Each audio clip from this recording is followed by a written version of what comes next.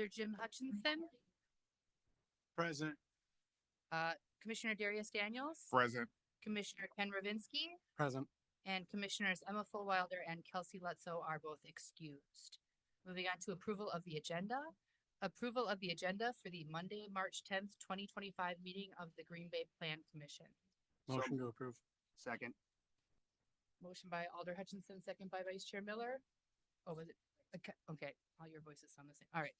Motion by Commissioner Ravinsky, second by Alder Hutchinson. All those in favor? Aye. Any opposed? Moving on to approval of minutes. Approval of the minutes from the February 24th, 2025 meeting. Motion to approve. Second. Motion by Commissioner Ravinsky, second by Commissioner Daniels. All those in favor? Aye. Any opposed? And then moving on to regular business. And first item is a public hearing. This public hearing has been properly posted and public notification has been published in the Press Gazette. The Plan Commission is interested in hearing public comments on the subject agenda items, and we invite your comments and ask that after your name has been called, you state your address, whether you represent a group or association, whether you favor, oppose, or only providing information in this matter, and your comments or concerns. We also ask that you confine your testimony to facts related to the proposal at hand and avoid repetitive testimony.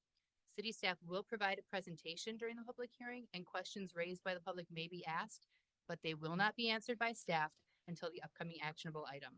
You must be recognized by the Plan Commission in order to speak, and please address your comments to the chair. Comments will be limited to 3 minutes, and we will now open the public hearing on item number 1. Public hearing on a request for a conditional use permit to exceed the maximum building height location at 100 East Mason Street, submitted by Derek Liebhauser, Spark Development Company, on behalf of Miller Land Investments, LLC, property owner. Thank you, Madam Chair. So the first item for you tonight involves a conditional use permit application for what we refer to as the One Astor property. It is located south of the East Mason Street Bridge, across the street from the Water Utility Department, and it's also bordered by the Fox River Trail. This application is for a CUP, conditional use permit, to allow for the building to exceed the maximum height that's allowed in the downtown zoning district.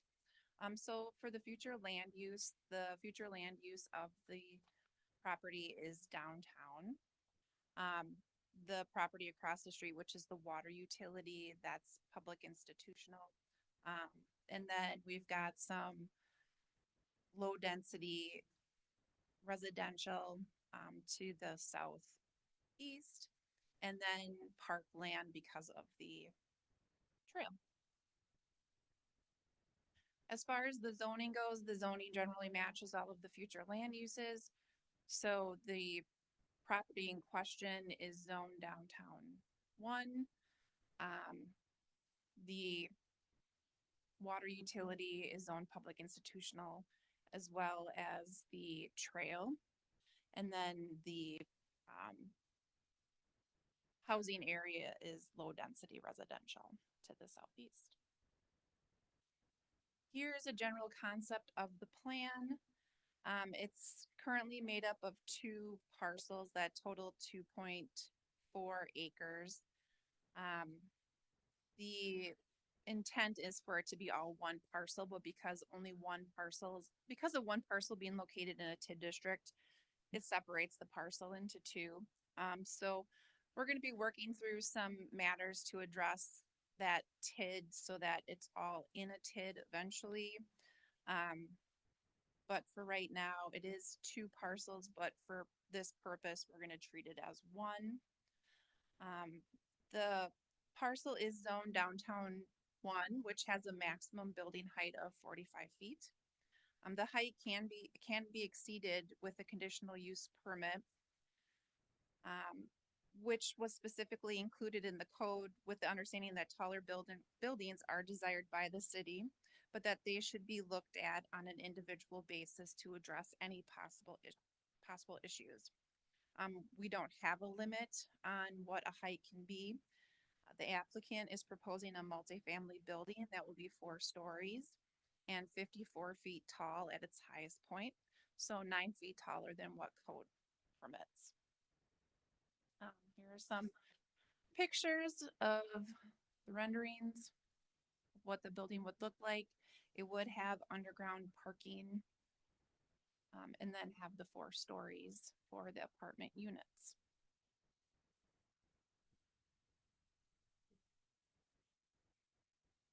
Oh, I'll wait. So that's all that I have. Thank you. All right, so now with this public hearing, we're looking to hear from anyone who'd like to speak on this item. Well, I guess we have some agenda rules here. There, Tom Delsart.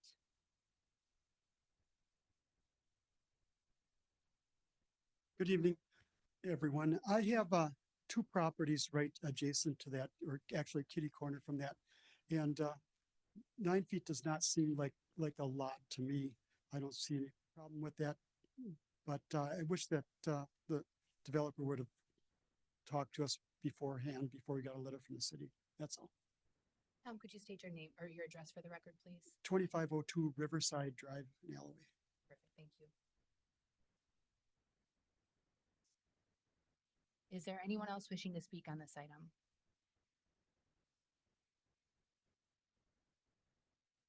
Is there anyone else wishing to speak on this item? Is there anyone else wishing to speak on this item? Let the record reflect that no one. I would like to speak.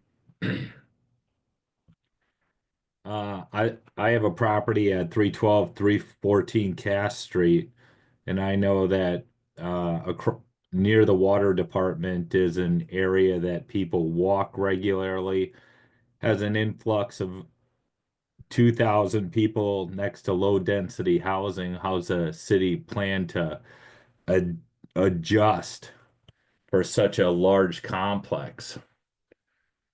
Given that it's in a low flood zone, near coal stacks, which over the years have shown prone to floating embers across the waterway. Several of those buildings have burnt down due to the bridge holding up crosswinds and a general lack of green space. Those would be my concerns as a resident. Okay. Can you please state your name for the record, please? Thomas Michael Saharsky. Thank you. Didn't you give us the address? And could you state your address for the record as well, please? Yeah, my address near this property is 312, 314 Cass Street. Thank It's you. adjacent to the water department. And I've looked specifically at the low-lying nature of that land and how much water it gets, which has been a concern over the years as it's been looked at and rezoned by the property and property owner. Okay, thank you so much for your testimony. Is there anyone else wishing to speak on this item? Is there anyone else wishing to speak on this item?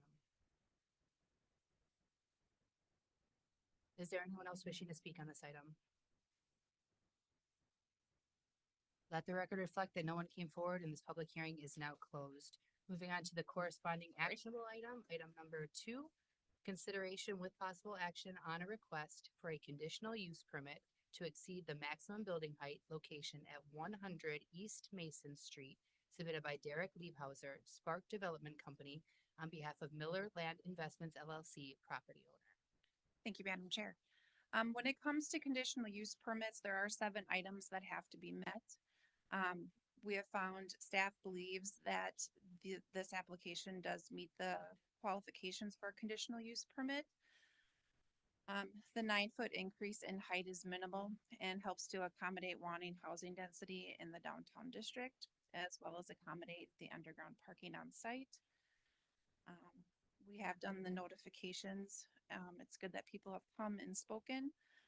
With that, we do recommend approval of the request, subject to compliance with all of the regulations of the Green Bay Municipal Code. Thank you.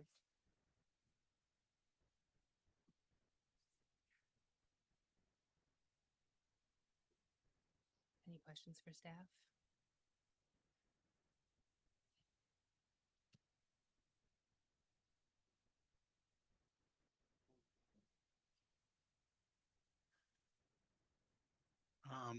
I have a question regarding the question of elevation and potential flooding. Uh, I'm sure the staff looked at that. What did you see? Well, we look at, oh, excuse me, we look at the FEMA floodplain maps. And when a building permit comes in is when they do erosion control grading and site analysis. So, I mean, what you're really looking at today is a conditional use for height. So unless you think the water is going to rise to 55 feet rather than 45 feet, I don't necessarily know if it's relevant. I just wanted to make sure that the comment was addressed, and it's going to be addressed in the future, as you said. Correct.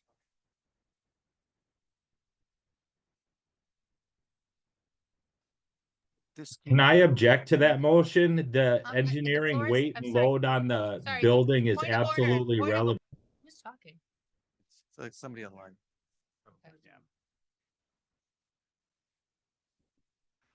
Dave, this came through in 2019, if I remember right, as the initial proposal. This looks almost cookie cutter to what that was. Was there any major changes to the design from that 2019 proposal? There have been no changes since the 2019 proposal. The situation is the owner had passed away. So this is bringing back that same plan. Appreciate that. Thank you.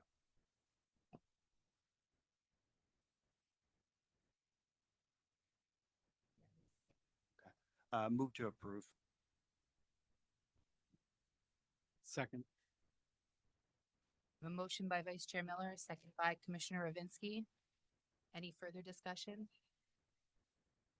Okay, hearing none, let's go ahead with the vote. All those in favor? Any opposed? And then that will move forward to City Council. What is the next? March 18th. Okay. All right, moving on to item number 3, which is a public hearing. And this public hearing has been properly posted and public notification has been published in the Press Gazette. The Plan Commission is interested in hearing public comments on the subject agenda items. We invite your comments and ask that after your name has been called, you state your address, whether you represent a group or association, and whether you favor, oppose, or only providing information in the matter. We also ask that you confine your testimony to facts related to the proposal at hand and avoid repetitive testimony. City staff will provide a presentation during the public hearing, and questions raised by the public may be asked, but they will not be answered by staff until the upcoming actionable item. You must be recognized by the Plan Commission in order to speak, and please address your comments to the chair. Comments will be limited to 3 minutes, and we will now open the public hearing on item number 3. Public hearing on a request for a conditional use permit to allow a consignment store within a CI General Commercial District at 1831 Main Street, submitted by William J. Gossi of Green Bay C. LLC, applicant and property owner. Thank you, Madam Chairman. So yes, this is a request for a conditional use permit to allow a consignment store use in an existing building at 1831 Main Street. Go through here quick. So everybody's probably familiar with this area. This is Main Street in Limekiln. The property itself was formerly a Planet Fitness. It's a 20,000 square foot facility that's been vacant since 2021. And it's outlined on your screen in green. Just to the north and to the east is a low density residential neighborhood. To the south, you have commercial uses along Main Street. And to the west, you have a mid-box grocery. This is a look of the property itself coming in off of Main Street. There is an outlot, I'll go back one. There is an outlot out in the front right near Main Street that is currently vacant. This is a future land use map, so you can see the land use along Main Street is all commercial. You have low density residential adjacent to the east and sort of across some of the streets hillside on some of the other streets to the northwest. Obviously across Main Street is more commercial property. The zoning for the site matches that reflection of the future land use plan, and it has it as commercial 1. The hash marks are commercial too, which allows auto-oriented type uses. You can see that a little bit further down on Main Street, kind of both directions. They're intermingled along Main. So what's being proposed here is, again, a consignment store in the Planet Fitness. It would be St. Vincent de Paul consignment. As I said, the parcel is zoned general commercial. All secondhand goods stores or consignment stores are required to receive a conditional use in our zoning code. So St. Vincent de Paul would need that same conditional use permit, as do all their other stores in the community. You do have the 7 conditions in your staff report for a conditional use permit. Staff has been working with St. Vincent de Paul and their designers. The building works really well for their use. They are currently working on finding a loading dock, probably on the north side of the property, but that's still yet to be seen. But they're looking for that conditional use for the secondhand goods store. We contend that the use works very well for the site. The physical configuration of the building and its size at about 20,000 square feet is optimal for their operations. I had mentioned the concept plans, which you have on your screen, currently appear to meet all code requirements with the exception of the conditional use. Okay. All right, so now with this public hearing, we're looking to hear from anyone who would like to speak on this item.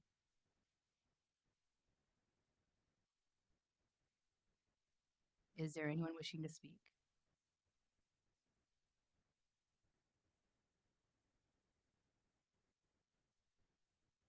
My name's Bill Morgan. I'm the alderman for District 3. This is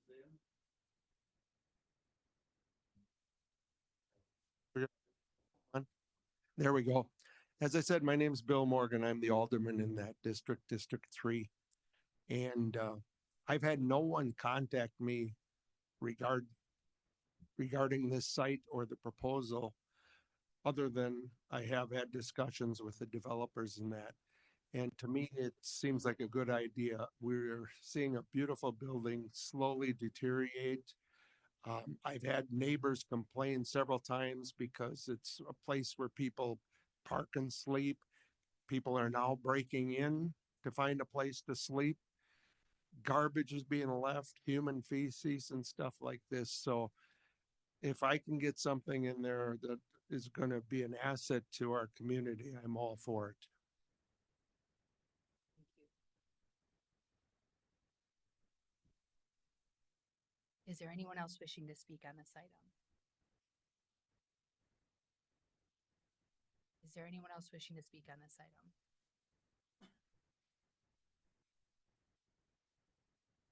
Is there anyone else wishing to speak on this item? Let the record reflect that no one came forward and this public hearing is now closed. Moving on to the corresponding actionable item, item number 4. Consideration with possible action on a request for a conditional use permit to allow a consignment store use within a CI General Commercial District at 1831 Main Street, submitted by William J. Gossi of Green Bay C LLC, applicant and property owner. Thank you, Madam Chair. Staff is recommending approval of the request.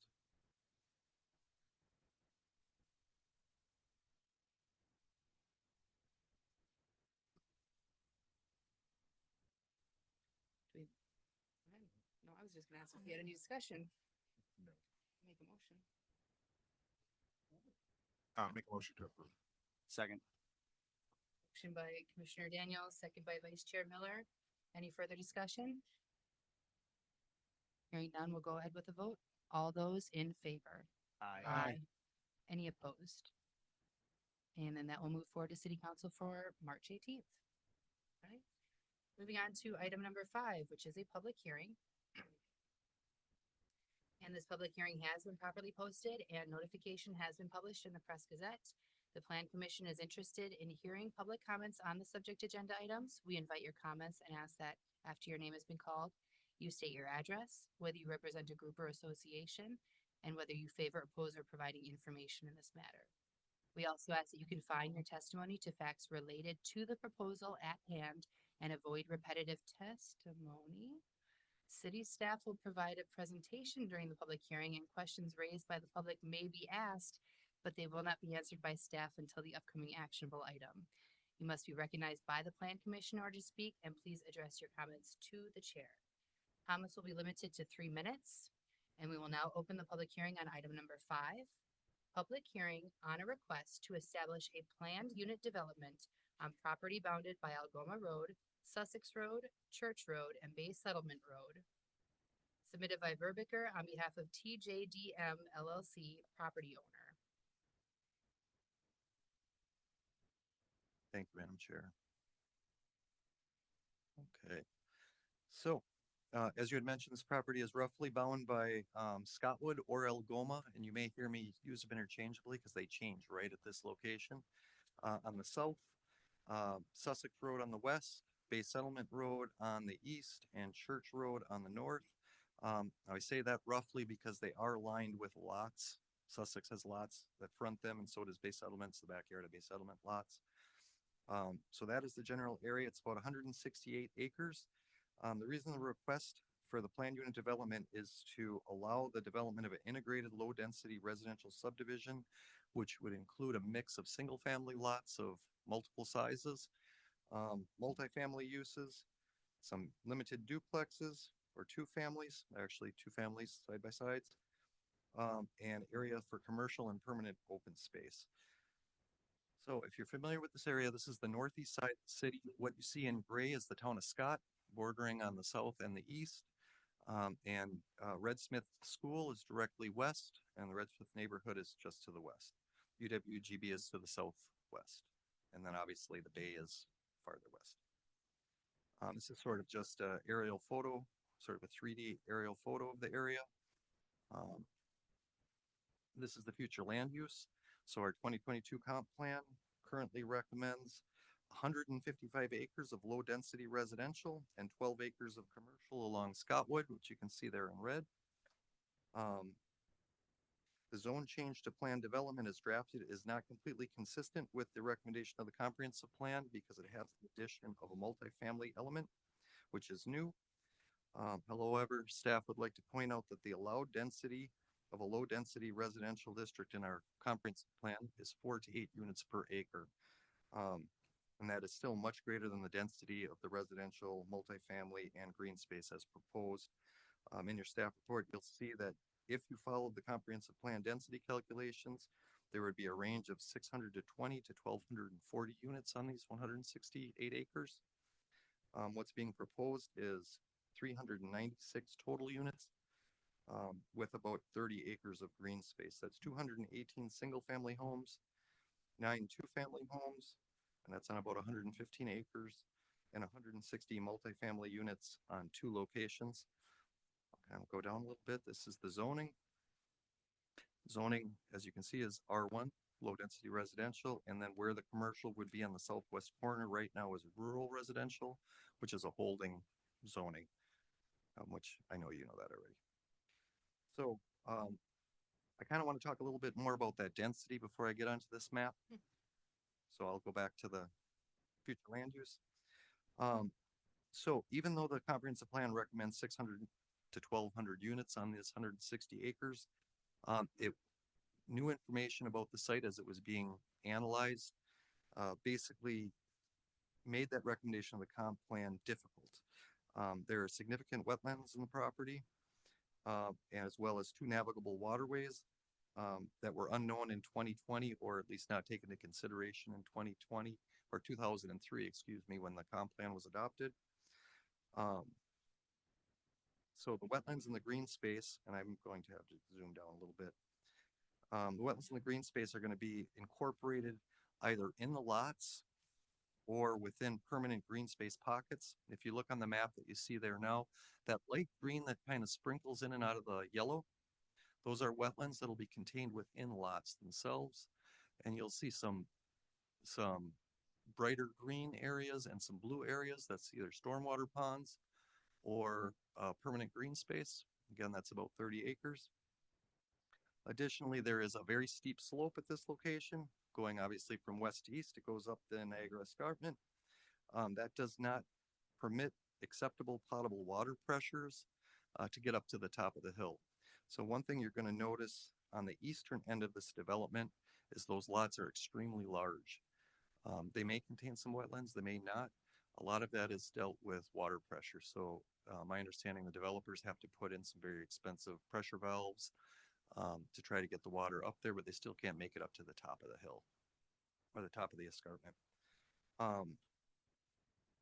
So the wetlands, the streams, the slopes, all kind of take a kind of difficult situation in getting the densities that the comp plan recommends. So even though what's being proposed is a couple hundred less than the comp plan would recommend, it is still relatively consistent with the environmental features that we have. So on this map, what you'll see in front of you here is sort of 4 different land uses. One is single family, and that's the light yellow. There are a sprinkling of 9 duplexes that are sprinkled into that neighborhood, and I will get to a map that shows that in a second. The orange is a multifamily area. So the single family is approximately 115 acres, or about 69% of the land area would be the single family lots. There are 9 that are going to be limited to 2-family lots. So in total, 218 single family homes and 9 2-family homes. The multifamily users, which are orange, that's about 17.8 acres, or 10.5% of the land area.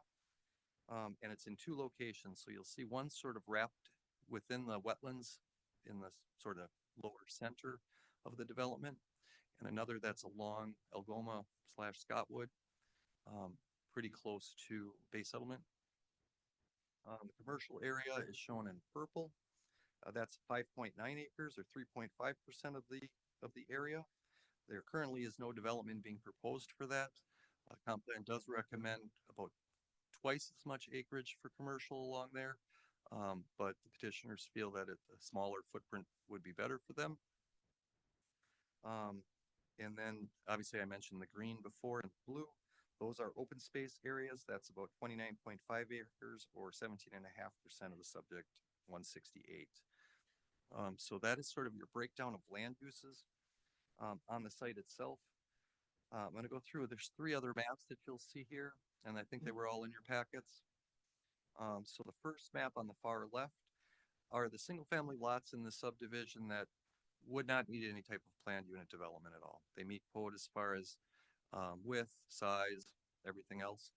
The ones in the middle do require that exception, and our code requires a 75-foot minimum width for any single family lot and 7,500 square feet of area. While these won't have an issue with the area, they are proposing narrower lot sizes. That is a pretty common trend pretty much throughout the nation right now. So they're proposing what you see in yellow would be 60-foot wide lots around that sort of that one cul-de-sac, and then around the ponds you'd see 70-foot lots with the rears of those lots backing up to the detention pond. And then those are in the center. On the far right map, you'll see a concept plan for the multifamily. That in the center area would be 8 16-unit buildings, and along Algoma Road or Scottwood would be 2 16-unit buildings. So those are what's there. Attached to your staff report and in your packets is the draft planned unit development. Now what you see mainly with those planned unit developments are exceptions to the code, right? So the exceptions that are being asked for here, 1 are the uses, and 2, there's 3 small variations to the code that will need to be met. 1 is the smaller lot sizes. So 39 lots have a 60-foot of frontage, 41 lots have a 70-foot of frontage. So those again are would need exceptions to that 75-foot rule. Because of the narrowness of the 60-foot wide lot frontage, we would allow reduced setbacks in the PUD to be 5 feet rather than 6 feet, which is required by code. Not a drastic change, but an exception. And then also allowing a little larger impervious surface. Right now, a single family lot can cover half of its lot with hard surface, rooftop, other things that water cannot permeate. Because these are smaller lot sizes, we would be recommending increasing that to 60% impervious surface rather than the 50. Alderperson Grant, the Red Smith neighborhood, Mahone Creek neighborhood, the town of Scott clerk's office, and property owners actually within about 480 feet. We increased it for this one because we kind of figured it would be a interesting item to people. We're all notified of the meeting via courtesy letter, and I want to make that point again that these are courtesy letters that the Plan Commission sends out. So we've been getting a lot of feedback from people saying, I haven't been notified, this is invalid, you haven't notified me. They are published as public hearing notices, and it's your purview to have staff send out those letters. So a lot of times people say we want it a mile away, 2 miles away. For this one, it was about 2 mailings of 150 letters, and we'll have another mailing of 150 letters. So just want to point that out because that sometimes comes up during the public hearings with large crowds. The petitioner held a neighborhood meeting on November 11th, 2024, where I was in attendance. There were about 80 individuals there. We did receive some inquiries about the development as well as heard concerns at the neighborhood meeting. And with some of the inquiries, the concerns were mainly over the project's perceived effects on property values by having a multifamily close or commercial uses close as well. A lot of discussion on increased traffic associated with the new development, and especially a commercial development, that the traffic would be overwhelming or cause negative effects. Concerns related to stormwater management and flooding issues coming down off of the escarpment to the west, and a loss of open space for the area in general. And with that, I think I will be spent. All right, thank you, David. All right, now with this public hearing, we're looking to hear from people who would like to speak on this item. There is a 3-minute time limit, and there will be a chime at 3 minutes. I do have a list of people, so I'll start with people I have written down, and then if you did not write your name down, you can certainly come to the podium, state your name and address for the record. Go ahead and start with Gary Pfeifferich.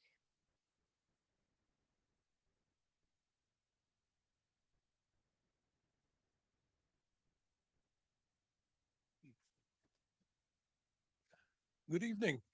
My name is Gary Pfeiffer. I live at 3464 Edinburgh Road, and we've lived there for about 26 years now. We built our home, my wife and I. I'm also a retired Green Bay PD police officer, and having served in that capacity for 28 years. I was aware that someday that property is going to get developed east of Sussex. So that wasn't really a big concern at the time, just thinking that, well, they're just gonna make homes and single family homes just like there is everywhere else. But my concern right now is with this whole multifamily apartment units. My reason my wife and I decided to invest in this area was the city's future plan that it would be single family with the possibility of some commercial development that the residents could patronize. And I really don't have a whole issue with the commercial aspect of this thing. During my years in the police department, my patrol area was actually part of this. And part of the reason why we moved out there is because we don't get calls out there, at least back then. And it was very attractive for us. Over the 30 years, I've seen the whole area grow and change quite a bit. There have been some very good developments and some not so good developments along the way. Unfortunately, the calls for service to residences, though, are multifamily and rental units. I'm not against rental units as long as they're located in appropriate areas. I lived in a duplex myself with my mother and brothers when my parents divorced, so I lived in duplexes. And then being a longtime bachelor for 16 years, I lived in an apartment, but they were all in apartment complexes, you know. I have no gripes with the developers themselves. I'm all for capitalism, but in the end, it's what really there are is developers, and that's how they make their living. They are not the investors in the Red Smith community as far as the social fabric and the well-being of the community is concerned. There is no guarantee that if these multi-family units were developed, that they wouldn't turn around and for the right price, sell them to somebody else. I've seen that so many times over and over again with developments They get the right price, they sell it, and it's somebody out of the county, out of the state, across the country that are now the landlords. And sometimes it's very difficult to address issues with tenants when the landlord is out in Texas, you know.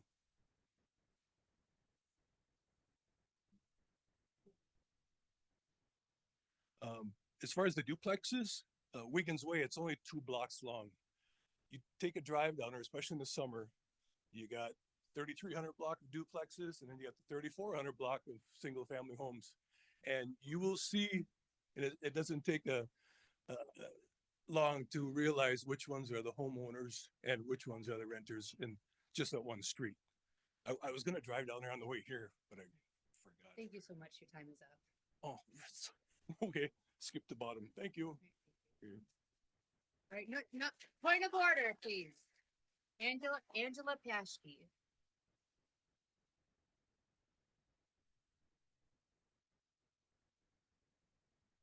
Angela Paschke, 3535 Baywatch Drive. I'm here to voice my concern regarding the proposed apartment piece of this development as it pertains to the Niagara Escarpment in our neighborhood. While I fully understand, the need for growth, as the last gentleman mentioned, and the importance of adding housing options in our neighborhood, I think we need to draw a clear line when it comes to protecting our natural resources. The Niagara Escarpment is an extraordinary geological feature that stretches all the way from our neighborhood to the Niagara Falls. And it's not just a beautiful landscape, it's, an ecological treasure. It serves as a critical wildlife corridor to source the clean water. It filters water. And it's really an irreplaceable part of our neighborhood's identity. In 2001, the DNR did a study along the corridor and had 2 hits just north and south of this development for rare species, for plant and animal. And the Niagara Escarpment Resource Network, who I've been speaking to about this development, they believe that it's very likely that those species exist within this corridor. So my concern is about protecting the land. I urge the commission to not approve apartments. High density housing this close to the escarpment could lead to soil erosion, destruction of native plants, disruption to the wildlife, and increased runoff and traffic, which I'm sure others might talk about as well. But that all affects this delicate ecosystem.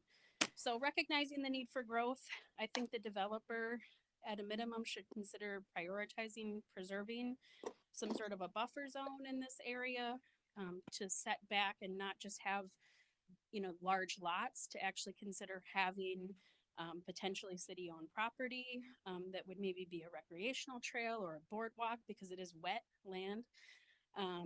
Just so, the community can continue to enjoy the natural beauty of the escarpment without compromising the health of the natural resources. So in conclusion, I respectfully ask the commission to not recommend a plan that fails to preserve the Niagara Escarpment. While single family homes may still be developed, I think we need to resist the high density housing in this sensitive area, which really balances responsible development with environmental stewardship and consistent with the comprehensive plan as was mentioned before. So thank you for your time. Thank you so much. All right, Steve McDonald.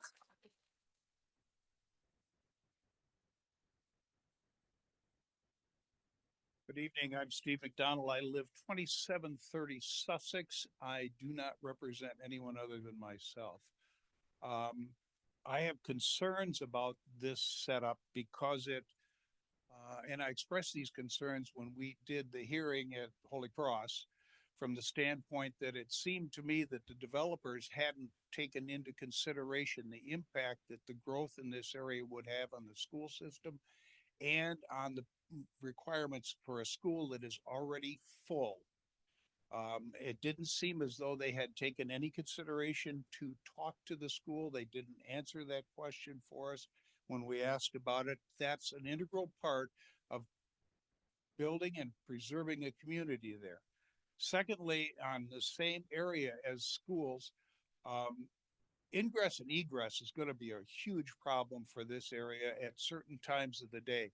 Sussex Road is now a madhouse from 7 to 8 every day because of the parents coming to deliver their children to school, and then from 2:15, 2:30 until 3 o'clock to pick up their children over at school. Adding traffic to that area is going to make it even more difficult for people, and it's going to make it virtually impossible for anyone who lives east in that new area to come down to one of those entry roads and make a left turn to get out of the neighborhood during prime work times. So I think that's short-sighted. My last concern is about drainage. We get a lot of runoff now off of the escarpment and off of the area back there. It could be just the way that it's currently landscaped, but there's a lot of runoff that comes through there when the snow melts or when we get a heavy rain. I have a neighbor whose yard is literally flooded every time we get a hard rain through there.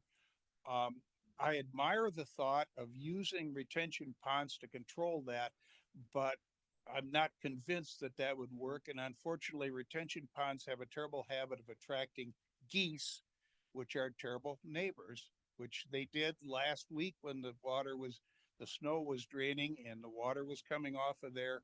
And there was a dozen geese out behind my house doing what geese do.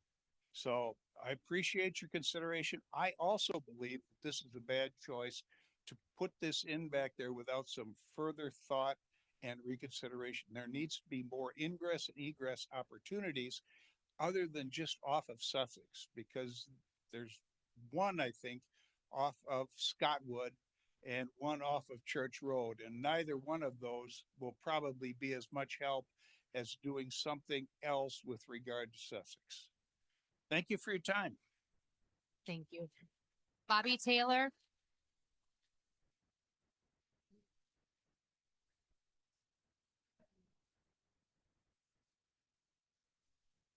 Good evening. Bobby Joe Taylor, 2588 Sussex Road, Green Bay. My husband and I, we built our home on the corner of Sussex and Scottwood 23 years ago. And my son also purchased the home on the adjacent corner of Scottwood and Sussex. We're very concerned about the construction project that includes the multifamily apartment buildings and the commercial space near our homes. We understand the potential benefits of the development and the concerns regarding the traffic flow on Sussex. And that's what's in question by many people. The impact of the actual road connecting Bay Settlement and Nicolay, we don't know if that's actually like a county road issue or not. Is that looked at to be widened to get that traffic flow in that intersection? Four-way stop, roundabouts, is a matter of concern. As I sat and jotted down a few notes this afternoon, horns were blaring, and I looked out the window and a car pulled out of Sussex to go north up towards Bay Settlement, and there was a truck that was coming down Scottwood, just blaring their horn. That happens several times a day. We're also very concerned about the commercial space, the types of businesses that could occupy that space, the traffic flow, hours of operation, lights, parking lots, noises in the front. Our home actually faces that commercial property, so it exposes our master bedroom, our two upstairs bedrooms, and our office. We're facing that continuous flow of cars, delivery trucks, especially early in the morning, late at night, depending on the hours, increased noise, and the safety concerns in that area. Also, the excessive noise, bright lights, and garbage collection simply can be disruptive in sleep patterns in our families. And that also reduces the peaceful atmosphere of our residential community. Any possible list of occupants, which I just had a chance to look at this evening, could lead to heavy congestion, the air pollution, and undesirable foot traffic. We're also concerned about the multifamily units, especially how the traffic flow is impacted. Wow, that intersection is going to be strained. Also, it's going to lead to longer commute times for our residents that are looking to leave the area in the morning and in the evening, getting back in. Not sure how long construction like this would take. I'm guessing a few years, several years. There's a lot of construction noise and pollution that would negatively impact our lives during that time as well. Also thinking about the emergency services, fire and police, as someone has mentioned, we could have an increased demand, and also reduced, response times as we continue to expand and grow like this. I understand that the, scope of the project, most of it is a go, but there are things that we are concerned about. Thank you. Joe Bernardi?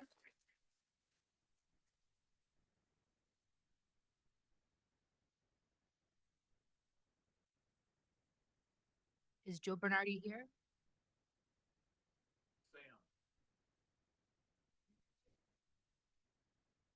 My name's Joe Bernardi. I live at 2625 Shore Ridge Court.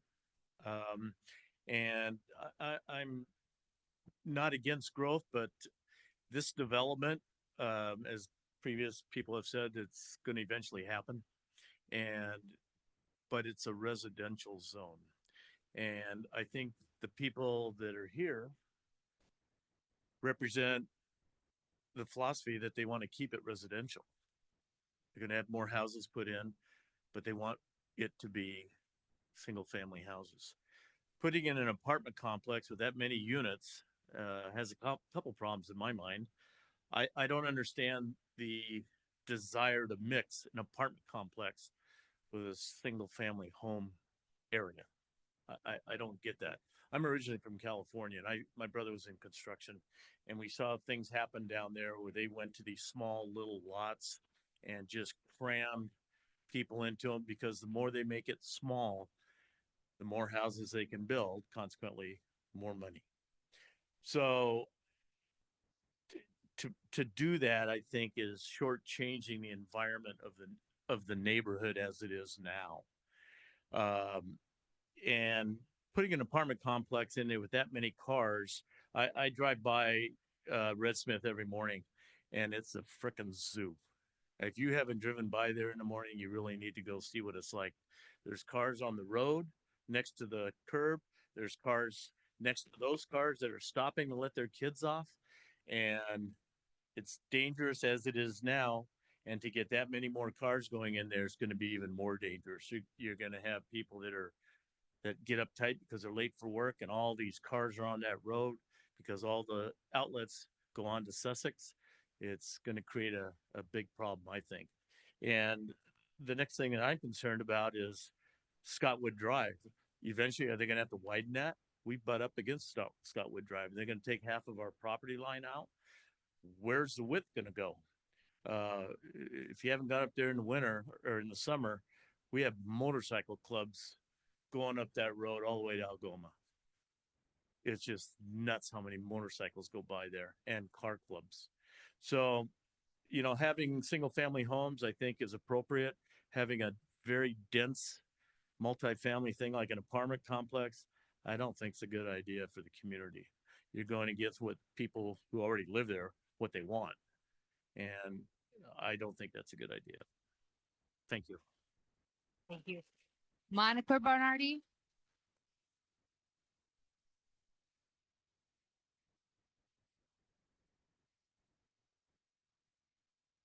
Hi, I'm Monica Bernardi.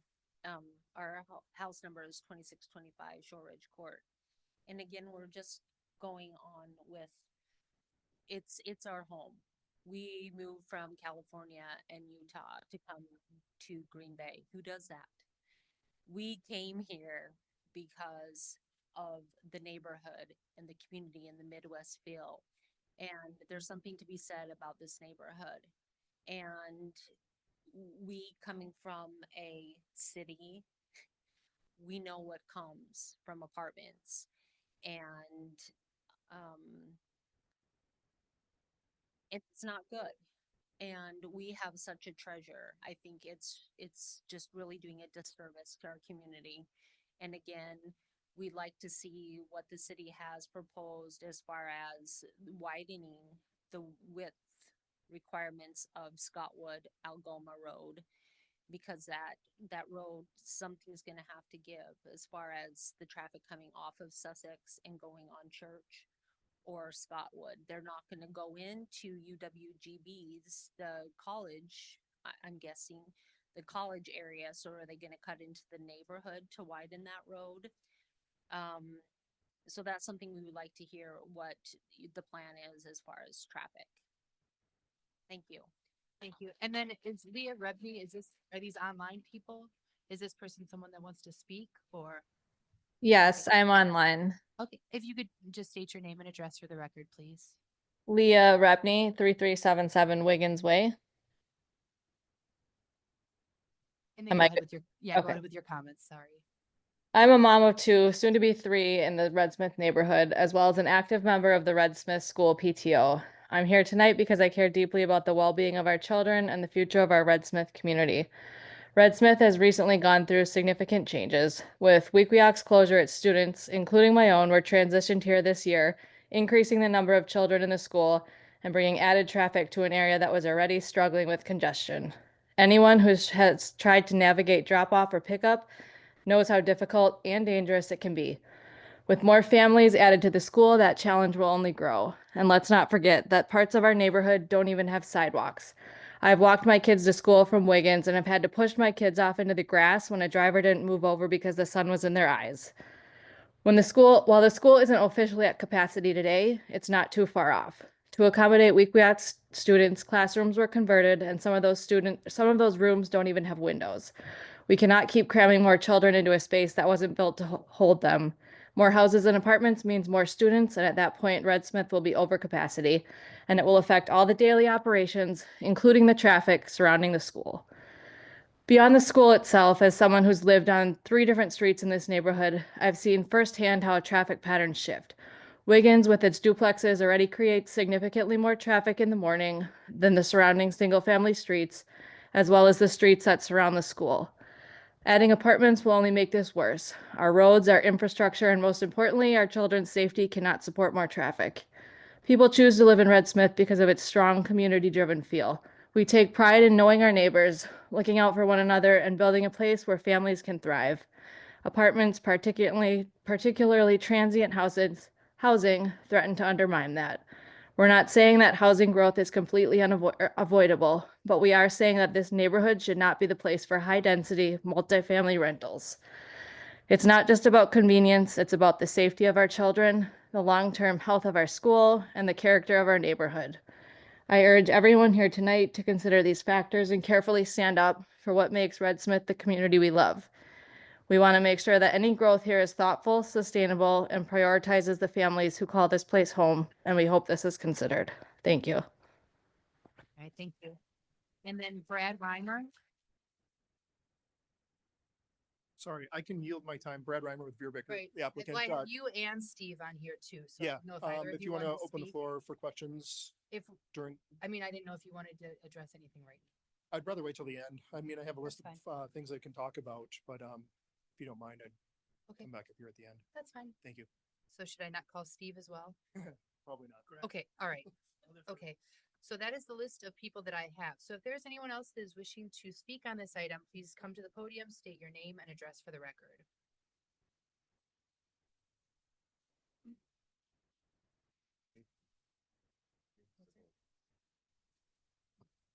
Hi there. My name is Marcus Rue. I live at 3478 Fagerville. I'm here to speak on behalf of many of my neighbors and Red Smith residents. My wife and I have lived in the Red Smith neighborhood for over 6 years now. We love this neighborhood and we've even started a family here. About 8 years ago, my wife and I started the process of looking for a home. We were living in various apartments for the previous 3 years. And we knew we wanted to find a place to call home, start a family, everything like that. We searched all around the greater Green Bay area, De Pere, Howard Swamlico, and what we were looking for was a quiet, community-driven residential neighborhood, not near downtown, not near commercial developments, that was close to parks and schools, and with future zoning plans that supported all of that, which Red Smith did at the time. So we found Red Smith, we loved it, we bought a house, and we've not been disappointed there in one bit. Fast forward 6 years, we're now surrounded by many neighbors who moved here before and after us for the same exact reasons that we did. Our immediate 3 neighbors all have young kids just like us, all moved from various parts of Green Bay because of the negative impacts of exactly what is being proposed today. One family moved from a downtown area because they wanted to get their kids away from small, compacted lots with heavy traffic and commercial developments. The other two moved away from homes in areas where rentals and apartments were mixed in because of increased traffic, noise, consistent transient neighbors, and a lack of community. If the city is truly concerned about the current residents and attracting and keeping families from moving to surrounding communities, then it shouldn't alienate our current residents by approving these rezonings. An overwhelming majority of the residents of this neighborhood moved here because it does not have apartments and is not zoned to in the future.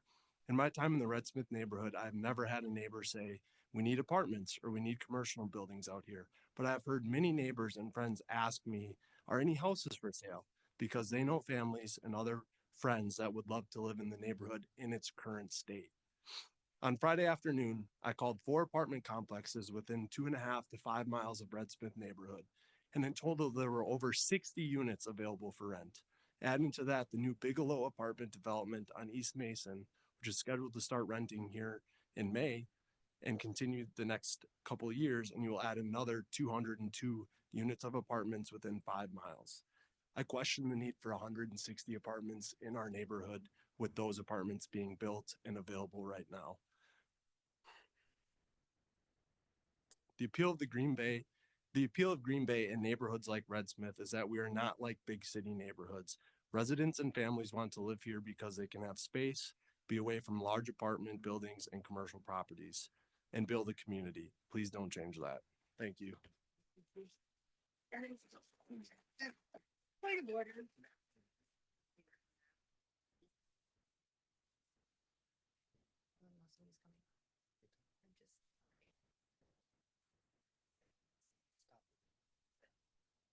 Good evening. My name is Jenna Reimer. I reside with my family at 3335 Davies Avenue. I had no intention to speak tonight, but I feel compelled to because I think this is something that impacts my family a great deal. My husband and I moved into this community in May of 2017. We had previously owner occupied a duplex on the city's east side. And at the time we had one child. We added triplets to our family, so we needed more space, but also we're looking for more of a community.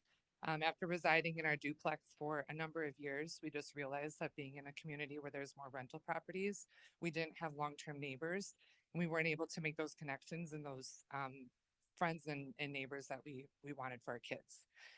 A large topic of conversation tonight has been the traffic on Sussex. We live on Davies Avenue, which is a main vein of the neighborhood. And what I want to point out is that Sussex, the stress that we're going to put on that road is going to also stress every other road in the neighborhood. Our street is extremely busy in the mornings and in the evenings. If my son doesn't back his vehicle into the garage, he won't get to school on time if he leaves like 2 minutes too late. I'm a mom of 4, 3 of which, like I said, are triplets. They're now 9 years old, becoming more independent. I love our neighborhood because I feel like our kids are really, really safe.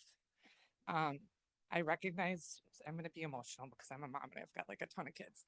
But I recognized so many cars on my way here.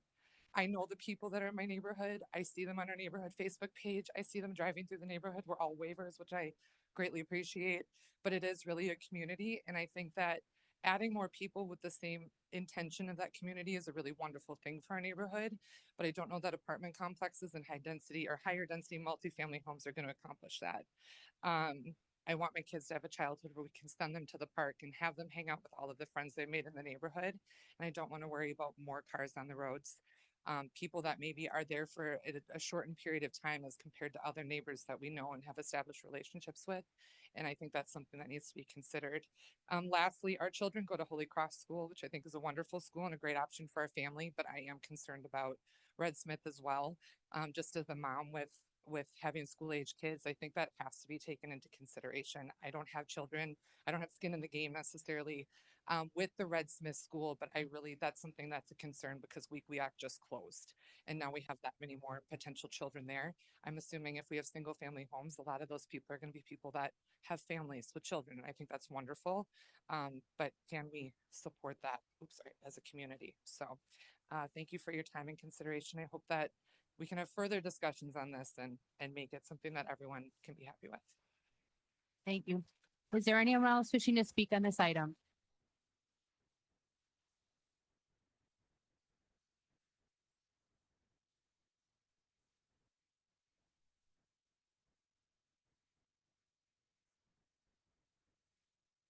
Good evening, commission members and fellow alders. My name is Tim Wentworth. I live at 3494 Edinburgh Road in Green Bay, just near the intersection of Sussex. My wife Jill and I moved to the northeast side of Green Bay shortly after we got married, lived on Nautical Avenue for 13 years. We then took the big move 1 block over and down on Edinburgh, and I've lived there for 20 years. We moved in 2004. When we moved in, there was no Sussex Road. It was not all the way through yet. I will tell you this because I want to give 2 examples only from yesterday afternoon. A lot of people have mentioned it already. Yesterday afternoon between 3 and 4 o'clock, the crotch rockets were out. Nice day, let them rip, 80, 90 miles an hour. I went to an event at 4:30, stopped at the intersection of Edinburgh and Sussex. 2 large trucks went by, at least 50 miles an hour. Sunday afternoon at 4:30. Safety. Keep that in mind. Keep that in mind. Development, I get it. I understand. You paid how many thousand to hundreds of thousands of dollars for this comprehensive study to be done. Keep in mind, strength is in numbers. They're all here tonight. They're all here tonight. My wife has a dream in 5 years to walk her grandchild to Red Smith School from where we live. I want to see that happen. I don't want to see her have to be clenching her fist, holding her hand and picking her up because of traffic implications and everything bleeding down to Sussex over to Scottwood. It's going to be a nightmare. Take that into consideration. Despite the developer and their intentions, not now. Thank you. Is there anyone else wishing to speak on this item?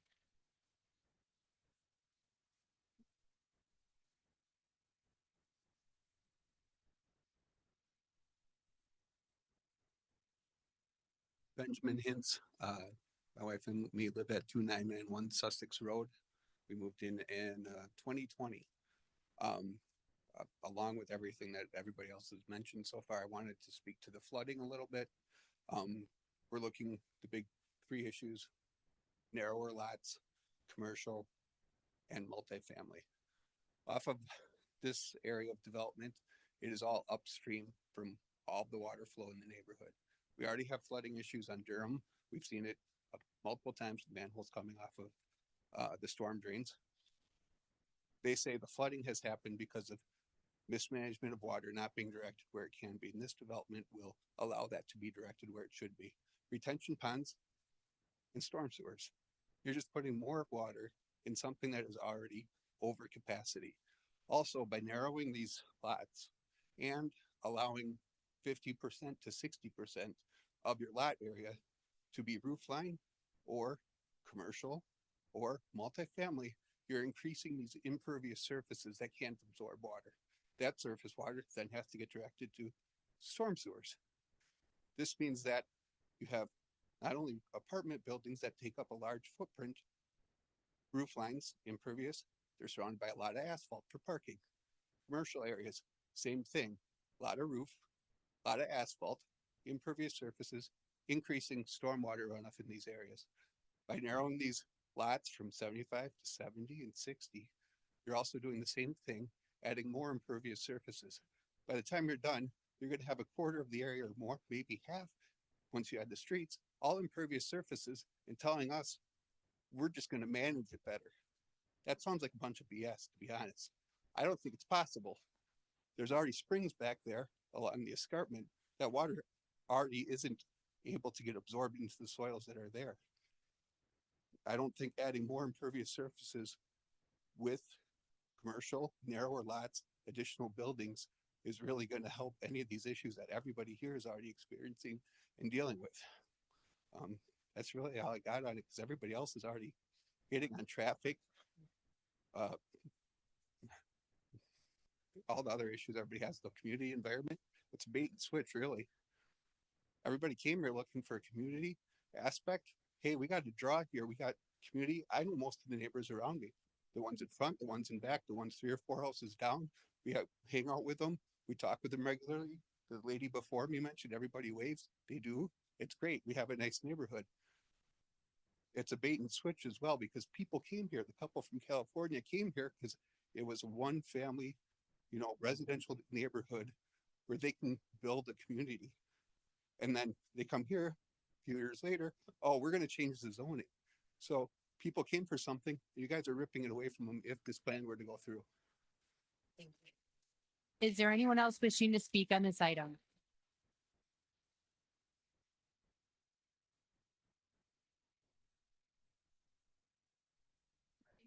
One more. Jessica Pillard at 3553 Black Wolf Run. I guess one concern that I have would be water pressure. I don't know if anybody in the neighborhood has noticed, but I know being there for almost 12 years, the water pressure, you can tell in the evening, dinner time, laundry, dishwashers, bath times, the water pressure has been reduced. And as a plumbing designer, I do know that water pressure, I've done water calculations for houses in the neighborhood and doing the calculations to size water piping around 52, 54 PSI in the neighborhood. I'm guessing that maybe the older houses were at a higher water pressure. Pipe sizes are smaller smaller. When the water pressure goes down and the more houses are built, what's going to be done about that? Is there plans in the fold for increasing pressure in the neighborhood? That's it. Thank you. Is there anyone else wishing to speak on this item? Am I able to speak? Yes, please state your name and address for the record. My name's Natasha Rowell. My address is 2840 Sussex Road. I am a resident, and I've just, from looking at the maps, there will be a main thoroughfare right outside of my driveway where I back out and go to work in the mornings. I am highly concerned because that's the only in and out of that area for the homes that are being built in that part. Obviously, lots of congestion, lots of safety that's been spoken about by the neighbors, and just all around concerns about how people navigate the community that we live in currently. Additionally, in the past, I'm very aware of the springs that are back there. My lot has been flooded.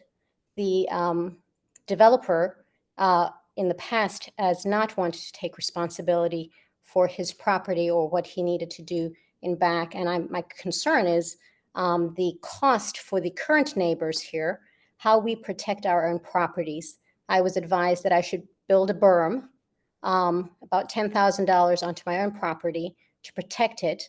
I understand that they're going to be looking at underground, having water, potentially moving it into areas. That has not worked. We still continue to struggle with water on our back lawn here. I think somebody alluded to the fact that when it rains and with the snow melting, it's like a pond back here. So I have no faith in the fact that the developer is really interested in the current neighbors and us being able to protect our own properties from the damage that will result when they build in back here, knowing that that area is zoned higher than our own homes. And then what cost will that incur for us to protect our own properties?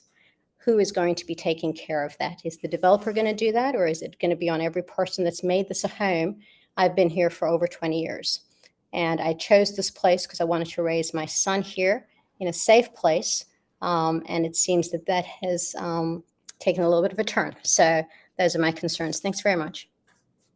Thank you. Is there anyone else wishing to speak on this item?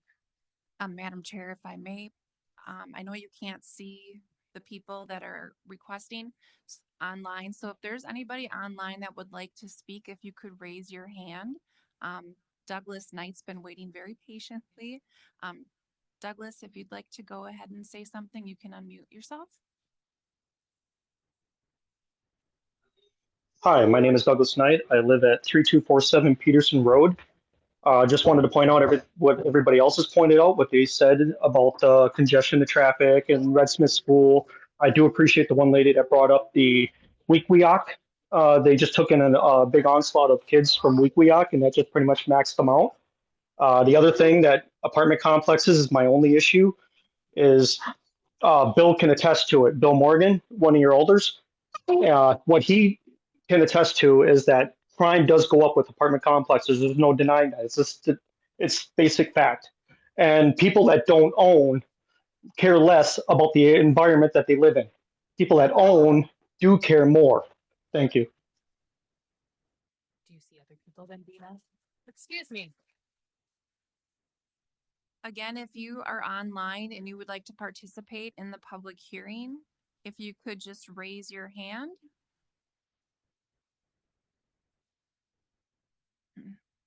And by raising your hand, there's a button to click.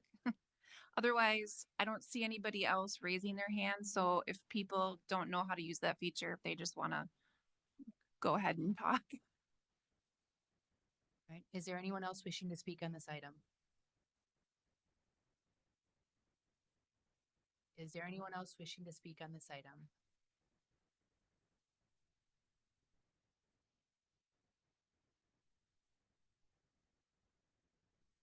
I'm Lisa Lauzern. My address is 3549 Black Wolf Run. Just here myself for my family.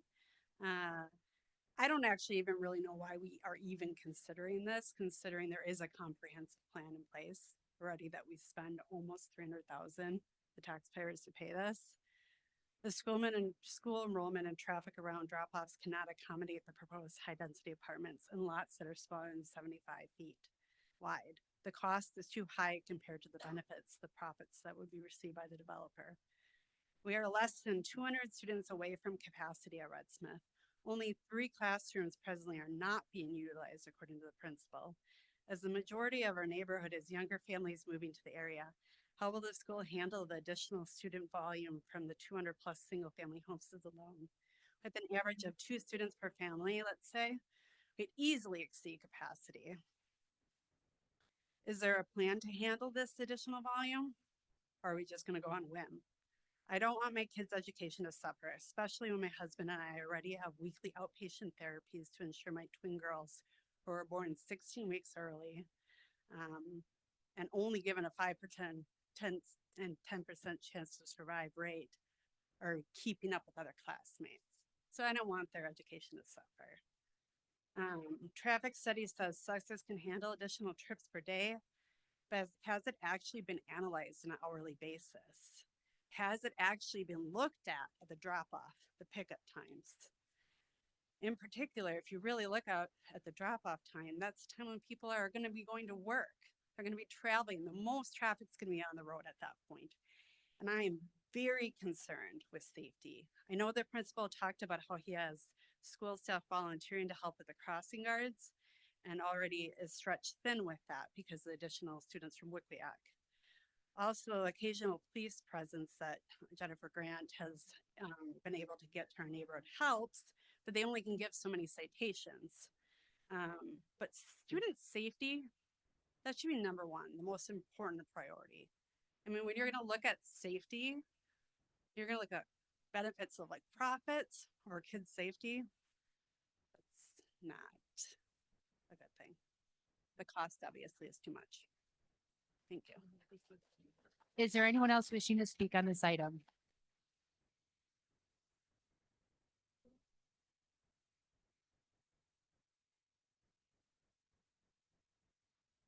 Hello, Leslie Hintz, 2991 Sussex. The question that kind of rolls through my mind is has there been any look at with the amount of apartments that we already have versus single family homes? What is the actual need for not only our community within the Red Smith community, but also within Greater Green Bay? I know with the families that I am around, whether that be families from in my neighborhood or other families or friends that we have throughout the Green Bay area, majority of them are looking for single family homes. And so to me, that becomes more of a need than potentially apartments. And so my question would become, and I know it doesn't need to be answered or can't be answered now, but has there been a look at what the true need of our community, whether Red Smith itself and or Green Bay as a whole would be? Because just based on my experience, as I said, more people are looking for single family than apartment. I would reiterate what some of my neighbors have said. Safety is another really big issue. We have a young son and we moved to this community because of the safety and going to school, being able to potentially walk him to school or, you know, and do things like that. Just like we heard on Scottwood Algoma, on Church Road, there are people that come through there at all times of the day, 60 miles an hour plus. It can be very scary. My husband and I weren't looking to put in a fence, but that is something that we are more than likely going to have to do, especially with a young child. And so if we could, we would prefer to continue as an R1 with the zoning that is already there. Thank you for your time. Is there anyone else wishing to speak on this item?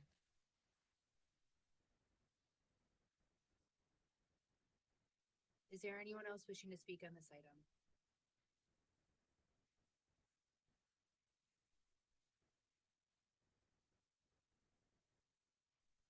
Hi, I'm Lori Ashman. I live at 2629 Kathy Drive with my husband. We've lived there since 2013. I didn't intend to talk, but I'm very passionate about this. I echo everyone, all of my neighbors, my tax-paying neighbors, about the integrity of our beautiful, beautiful neighborhood. Kathy Drive is kind of down a ways.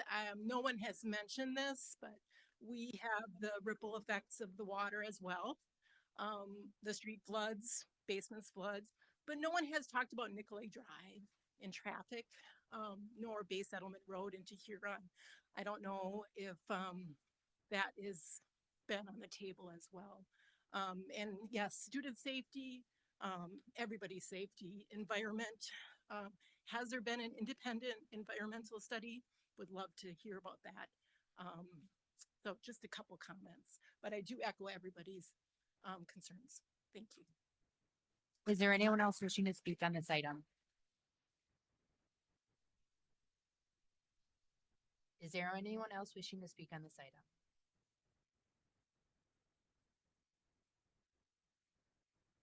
Is now my time? It's still the public hearing. Would you like me to speak during the open forum You or a certainly can give potential? comments right now if you'd like to. 3 minutes, I know. Brad Reimer with Veerbecker, applicant for the owners. I had a list of 5 things before anyone came up here that said what they were going to be. School capacity was at the top of my list. Right now, there are 887 students with a capacity of 1,061, and that is trending down. This is according to the Green Bay Area Public School District, trending down 1,000 students over the next 10 years. So capacity there shouldn't be an issue. Sussex traffic, that was designed to be a main road in this whole subdivision. It's wider than all the other roads. It's maybe traffic calming measures could be applied, but I think that's more a city responsibility for how that road is behaving. Multifamily, I know this is a point of contention, but so the family of the developers, the Kosmoskis, currently in all of their units, they're seeing less than 2% vacancy in all of their multifamily. So there is a need. Obviously, there's not much in this area, so diversifying the type of housing it comes up. Water pressure, I know that came up. We're working on that with the city. There's a pressure relief valve that's on order. It's been on order for a while. We're still waiting. That will add the pressure for this new development, but it'll also help regulate the pressure for the existing development. Commercial zoning, that was depicted in the early stages of the existing development on the comp plan or the future land use plan. So that's been there since early 2000. Scottwood Drive, that's County Trunk Highway I, so that would be a county's responsibility if there was going to be any upgrades due to increased traffic or anything like that. So I think the city can push something like that, but ultimately that's the county's responsibility. It's currently a rural cross section, so I would say with development comes upgrades to infrastructure. Other than that, stormwater management, obviously, we're working with the city currently to figure out what we can do with the excess runoff treatment, and then also the capacity of the existing storm sewer system through the existing neighborhood. Other than that, I think that answers most of the concerns that were brought up already. So, if there are more questions, I'm available, once this closes. Thank you very much. Thank you so much. Steve Vita with also with Riverker. Just to dive a little deeper than what Brad did. Back in the '90s, I actually did this original layout from Nicolay Drive to Bay Settlement to Church to Scottwood Drive. And this had a lot more roads, a lot more lots planned for it. The northern part that we're talking about, this northern 167 acres, a lot of that is environmentally sensitive, and we've had to pull back all of our road pattern to allow for that, to account for that, the Niagara Escarpment, all the other things. There, yes, there's springs in there, there's wetlands in there, there's all kinds of other things, as David showed on their early maps, the green areas that we have, we basically can't touch them. So we have regressed from what we originally had planned to do from that original comprehensive plan that was approved, road pattern plan that was approved back in the '90s. There are only so many connections that we are allowed to have to County Highway and to Church Road. So that's why you see the connections that you see. And that's all we were able to get approved at the time when we did this way back when. The same person owned all this land from what we're talking about, this 167 all the way to Nicolay Drive. So it was laid out all at the same time. As far as the stormwater management, I'll hit that a little bit harder. We've had several meetings with the Cedar Green Bay Engineering Department on the stormwater management part of it. We know there's drainage issues. We're not causing the drainage issue. The water just passes through this site and continues on through those neighborhoods. The city knows and is aware that it's over capacity. We know that. So we've spoke with them. We've offered, hey, we have the ability to control some of that stormwater through our new system that we're going to put in. We can expand those systems to allow some of that water coming off the escarpment to go through our systems, slow it down, and try and make it more manageable downstream. So we're aware of that. We've met with the city, and we've tried to work out some of those details. We got to get to the point where we design something. As far as the water pressure, as Brad mentioned, the Kosmowski family does have to purchase a pressure release valve. Actually, it's hard to explain, but it really will be just servicing their development to increase the pressure in their development. We're not looking at adding any more housing to the system that's there. We know that system has low pressure. That's why we can't use it. So we actually have to purchase a $300,000 valve to put in to allow pressure to go up for our neighborhood that we're going to build. So that will happen. I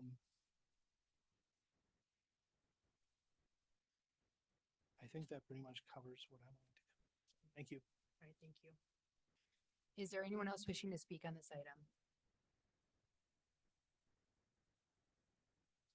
Is there anyone else wishing to speak on this item? Is there anyone else wishing to speak on this item? Let the record reflect that no one came forward and this public hearing is now closed. Moving on to the corresponding actionable item, item number 6. Consideration with possible action on a request to establish a planned unit development on property bounded by Algoma Road, Sussex Road, Church Road, and Bay Settlement Road, submitted by Verbicker on behalf of TJDM LLC, property owner. Thank you, Madam Chairman. I'm not going to go through the whole presentation again, but I did try to take notes from the public hearing that I thought I could try to address some of them now. There was, and I'll go backwards from the last ones to the first ones, I guess. Somebody had asked if there was an environmental study done.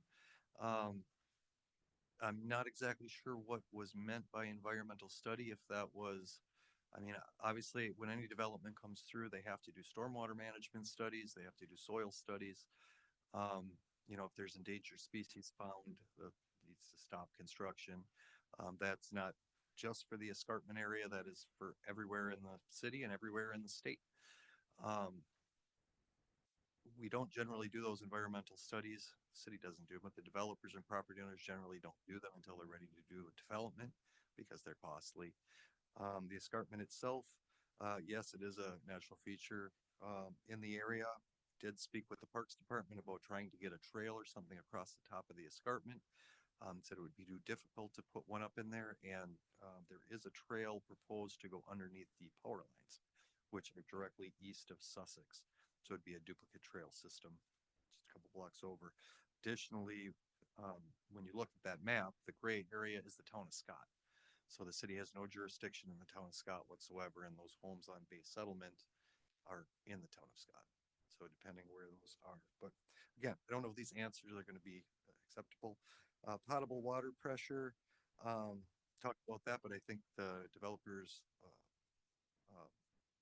engineer discussed that. This development itself would have its own pressure system. But with that, as I had mentioned in the staff report, they still can't get the pressure up to the top of the escarpment. So again, a lot of those lots there are very, very large because of that reason. The need for commercial uses, so some people say we'd like to see commercial, some people say I don't want commercial. Commercial mix, and this, I'll talk about this with the multifamily from a pure planning principle. You don't want to have to drive half mile, 2 miles, 10 miles to get to a commercial entity that is very dated. Okay, point of order. Point of order. Point of order. Are we done? Keep screaming. Okay, so you want a mix of uses in all parts of the city. So you want a mix of low density, medium density, and commercial uses, and green space uses and park uses. Concentrating only one use in one area is generally very poor practice. It is less vibrant, less diverse, and also much more susceptible to market trends and market changes. It also doesn't provide for continuum care of life. So I don't know, probably nobody here has ever lived in an apartment, but generally people live in apartments. Point of order. Point of order. So generally that continuum of life cycle, you can move from an apartment, move into a duplex, move to a home. Some people never want to own a home. They live long-term in a rental property. That is not that uncommon. Let's see. Drainage runoff, flooding. So yes, this area does have springs. It does have 2 navigable waterways. Any development in the city has to do a drainage and stormwater plan. There cannot be more runoff coming off of that site than existed prior to development. It actually needs to be improved. So when you looked at the plan and saw the ponds, those are retaining water and cleaning water and then discharging it. That all has to be engineered when the development goes through a subdivision process, just like all the other developments in the city currently. School capacity at Red Smith. I cannot speak for the school system itself. They are aware of subdivisions. They're aware of future land use in our comprehensive plans. They do redistricting quite regularly. And they have not expressed any concern that this development would crack their system. And I think that was it. Those are the ones I think I could have addressed, but I will leave it at that. And staff is recommending approval of the request as drafted. All right, thank you, David. So now where's the map of what could already go in if we didn't do this PUD at all? I know. This map. I know.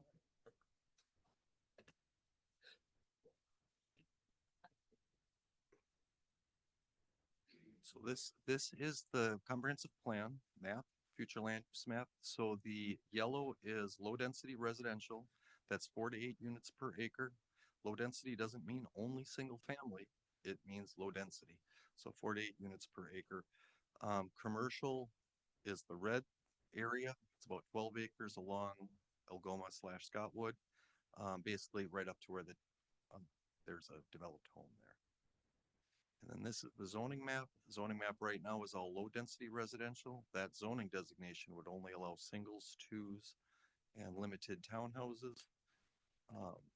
And then the light yellow is rural residential. And that, like I had said, is a holding zone. It's generally reserved for areas that don't have service of any kind. So it's remains out there because it just hasn't been addressed by the property owner. And then the development that could already go up, is that all in orange, right? Not, I didn't see the map. And this map? Not the next one, I think it is. That one, the far left. Correct. On the So far. that's what could already, that could already go in, with the way Correct. the zoning and the comprehensive plan is. Yep, the one in the middle would need the exception for the narrower lot size. the yellow being 60-foot wides and the orange being 70s. And then obviously on the far right is the multi. Now, you said as far as that, now they're narrow at the front, but they're still the correct square footage amount, right? Like as far as the square footage of the entire. Correct. parcel. It has not been laid out as a plat yet, Right. but it's presumed It- that it yes, will be. correct. And the developer may be able to answer that better for you if you open the floor. David, I think you already covered this, but the orange, if you can go to the singular orange map instead of all three of them together, is what's in our package. In the PowerPoint, this is how it's set up. Oh, it's all together. What percentage of the orange, as Lisa was saying, right? Is it 69% of the orange can go in right now without the PUD? Or 69% is single family. I might be wrong on that. The 69% is just the single family, it's not the size. So I haven't calculated what percentage of the single family are 60s or 70s or above that.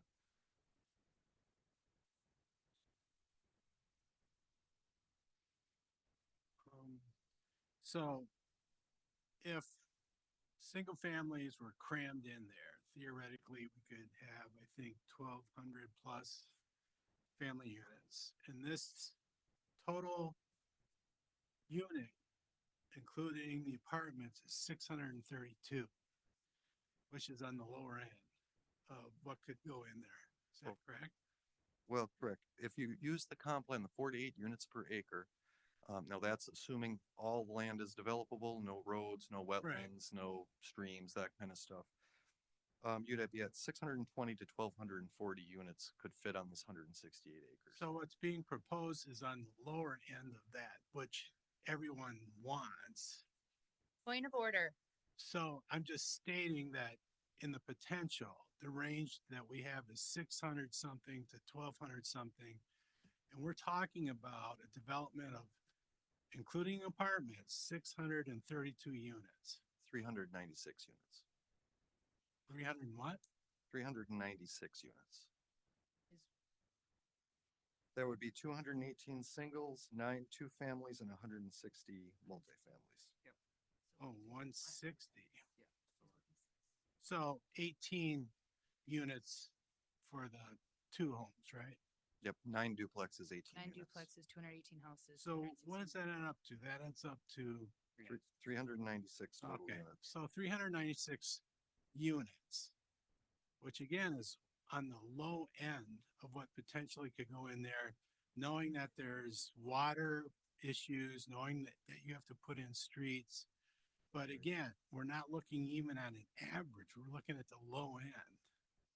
Correct. And again, when the comp plans are created, they're not looking at all those features. They're looking at what density would be a suitable density for this area, for this landmass. Right. And then obviously, as you go forward with this type of process is when the engineering starts to take place and you start knowing what's really out there and what's really capable. Okay. Well, and I understand there's design systems that have to be put in place now, and I understand the concerns that people have. Surface water issues are real. Traffic patterns around schools are real. Virtually every school that's in my district, I'm in District 2, has traffic issues. Every school. Okay. It doesn't make this one right, wrong, or indifferent.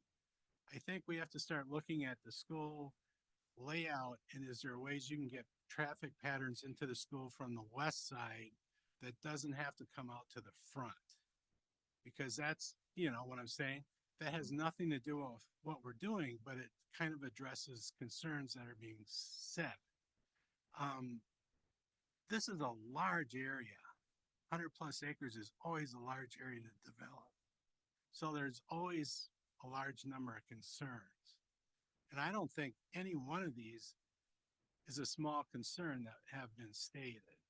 But at the same time, it's a large area and we're going to have to plan and develop it, or we're going to let it sit. So I guess I'm just looking at the number of units in total and the fact that there's design systems that are going to be put in place to address some of these concerns that have been stated. But also all the concerns, I think, have to be addressed in some fashion so people won't be blowing their top if this gets developed. So, thank you. That's my questions. I think to add to that point too, and I'm sure Alder Grant is well aware of this, it sounds like there's quite a few concerns, issues within the neighborhood already. I hope that have been brought to your attention already. I'm sure they have. This particular body looks pretty specifically at characteristics of planning, zoning, hydrology in this case, site plans, that type of thing. From a planning perspective, this is, as Alder Hutchinson stated, on the low end of density that could be applied in there. My question is mostly in regards to the number of cul-de-sacs actually that are in this. I counted 6. It's generally not something we wanted to support. Is that a developer choice, or is it just the hydrology of this site required that you couldn't really put the streets through in that type of arrangement? Location of the creeks and the wetlands primarily, some of the slopes. In regards to the multifamily, I know we're kind of tucking it back towards the west side of, I don't know the street right there, but, or the new street that it'll be, but, and then the southern part of it too. Was there any consideration of putting that maybe closer to the street actually to take advantage of the sidewalk, or Sussex it is, take advantage of the sidewalks? I don't know if there's bike lanes on that, but of those alternative modes of transportation besides vehicles, get the kids maybe a little bit closer to where they're trying to go anyway, or is this just the alignment that worked best for the site? Yeah, and the developer's really better to answer that, but in our discussions, the location of that multifamily is mainly due to the location of the wetlands. So you can't get a road, there's buildable area within that orange section. However, you can't really get a road over the top of those wetlands to get into it. Private drive or private road is much different. So they now have the same design requirements, the same infrastructure underneath the ground. So that, I believe, and the developer can correct me if I'm wrong, but I believe that was the first reason for thinking some multifamily there. And then the other section was that fronted Algoma and Scottwood would be a good spot for multifamily. Talked a little bit about housing. The city had done a housing study, I think 3 years ago now. Cheryl, do you remember how long ago the housing study was done? 21 or 2019? At that time, the city was short 3,000 units. All ends, so affordable to upper end, multifamily, single family, senior living. We were short on all types.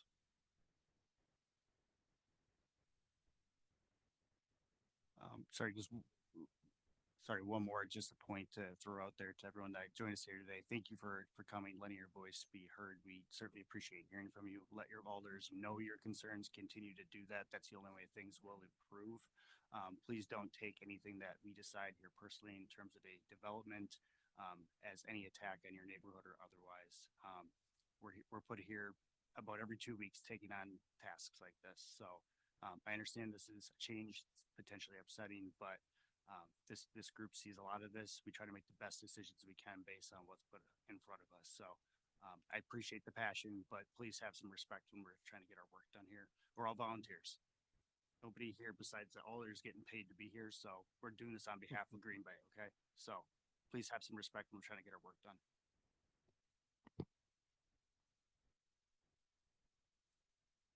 So, and then you had said as far as the vacancy rate, the vacancy rate, I think maybe the developer had mentioned this about the 2 or 3%.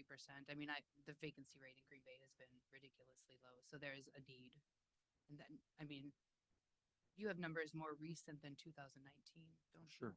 Yeah, we do numbers, but we did a comprehensive study in 2019 that was contracted out. And I feel like, and I realize that this doesn't necessarily have to do with what we decide on as a board, but as far as the schooling and the ages of kids, you had talked about, I think at one point mentioning that the population of Green Bay is actually tending toward the older, like we have less young people. So that's another consideration as far as the schools go. Plus, you know, school age children are, it's fluid as far as their ages go too. Sure. I don't feel really capable of speaking on school policy and how they redistrict and, Right. and, you know, charter versus public schools and all that kind of thing. Private. But I can say the school district is aware of the developments. They're aware of the density recommendations in the comp plan. So, I mean, they get notified every time a subdivision comes through.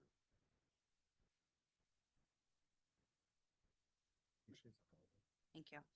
A couple things that haven't been addressed. And I know we spoke about this and I've reached out to staff since last week. I think we do before you make a educated vote on this, and I understand you have lanes that you need to stay within. And I have stressed to the residents that tonight's vote is purely a recommendation. So I still strongly recommend that you show up to the meeting next Tuesday. I would like some answers about Scottwood and Church. If either of those roads have to get expanded, how many of you as on the planning commission has been out to this area? Yesterday. Perfect. My friend So lives you, on the corner of Church and Nicolay. So. perfect. So you see both of those roads and Nicolay are 2-lane country roads with limited shoulders, and then there's a deep ditch. That road is very narrow and hard to, I mean, if you are gonna have to do something or a 4-way stop or something on Scottwood and Sussex. I used to leave our neighborhood that way with carpooling and could not cross Scottwood through Sussex. It would take forever because of everyone turning left onto Scottwood because of the pattern of drop off and pickup. So we do need answers on that. I would, again, our council has to vote on this next week. So if you can't answer that, we need something. While you guys talked about the housing need, I understand that there's only a 2% availability or vacancy of apartments, but I can tell you, speaking from experience, the houses in our neighborhood are highly sought out after. The homes, single family homes. During the last assessment of the houses that we did for the city because we were out of compliance, our neighborhood alone, our values had increased so much that while some people's taxes went down, many of my residents' taxes went up because the value of their homes have increased so much. What draws values up? Demand. So I am telling you, our neighborhood is highly sought out after, especially with families. I know we are not responsible for the school district, but I do think we need to respect and work together as two different municipalities and be considerate of their plans and how they're going to accommodate this. If you think about it, yes, they can take on 160 students, but logistically that's not how it works. You need a certain amount of people in each grade or it's full. So you potentially could have a family that has one student at Red Smith, and then where does the other student go because that class is full? You have 3 empty classrooms, but that doesn't accommodate the family's needs in that immediate area. So what the residents are speaking to is we understand there's going to be development in that area, but when you do it at a high rate and the school can only take about 160, think about it, if 80 families move in and they have 2 kids, you're at capacity. And I understand they are projecting a downturn, but I can tell you the average age in our neighborhood is young families raising kids. In fact, a good amount come, they raise their kids and some leave, and then new families move in. Our next door neighbor literally just did that within the last month. There are people who look at homes in our neighborhood and say, I don't want to live way out there. But I can tell you the people that bought a home desired that. They desired the quieter area. They knew what the comprehensive plan showed. They made an investment, a very expensive investment, on a plan that they could see. And that is what's changing. And I can absolutely understand and speak to how residents know each other. We look out for each other. We have people that drive to our neighborhood for trick-or-treating because it's a fun neighborhood shindig. We have our neighborhood association that puts on a party for that and everything. I know for city council, we have approved and you guys have seen a lot of apartment developments. How many subdivision developments have we seen lately? The demand is there, you guys. We have an overall housing shortage. And I understand the complications of the private road, but apartment complexes are not the only thing that can go on a private road. There are lower density options that can go on a private road. And I can respect that this area, sure, with the acreage can handle up to 1,200. But if you look at the road designs, there is one cul-de-sac section that goes out to Church Road. The only part that goes out to Scottwood is the two apartment units. The rest go out to Sussex. Not a single road can go to Bay Settlement. So while I understand it can hold more, think about that traffic flow. One other thing that's very important to also consider, I apologize, can we get the map back up just to kind of visually show? So the cul-de-sac that is connected to the orange, larger area of the apartment units to the back there, that road flows out to Baywatch. The school is right there. I don't know if you can point to the school, but it's, yep, right there. So that corner right now is highly congested with kids crossing to get to school. The other side that they can exit is that smaller section that is on the other side of school. So you have a very dense area flowing directly out to the school. And the principal did mention too at our meeting last week that, and again, I understand this isn't within our control, but with all due respect, our school does not, their crossing guards, like was mentioned, was volunteer. They do not qualify for paid full-time crossing guards. So think about that when we talk about safety. We want to ensure the safety, and I don't know if this jump will be enough for them to get full-time crossing guards. And it is very, very busy in that area in the morning. Apologize, I took a lot of notes. A big thing to the water issues, I have faith that a lot of the retention ponds and everything like that will bring some relief to the neighborhood. But I do want to speak firsthand as alder of this district. We, as a council, chipped money into a storm drain for Nicolay about 3 years ago, and it was successful. But during my term, we actually approved a second drain, which is delayed in the process of being put in. But that is due to the water issues that are already out there. We are actively, as a city, trying to relieve, and it's still not enough. I just got a message from a resident 2 days ago. She sent me a video. She lives on Wiggins. She literally has a stream flowing through her yard to the road of standing, or well, not standing water, but deep enough that it's visible and it's there. It's a little river. We as a city have also had to deal with water issues along the backside of Sussex. We had a natural spring pop up within the last year, and it happened during the winter, and that water was flowing onto Sussex Road and freezing. It created literally an ice rink over our road. We had to pay and put in a drain to alleviate that. I'm telling you, the water issues out there are insane.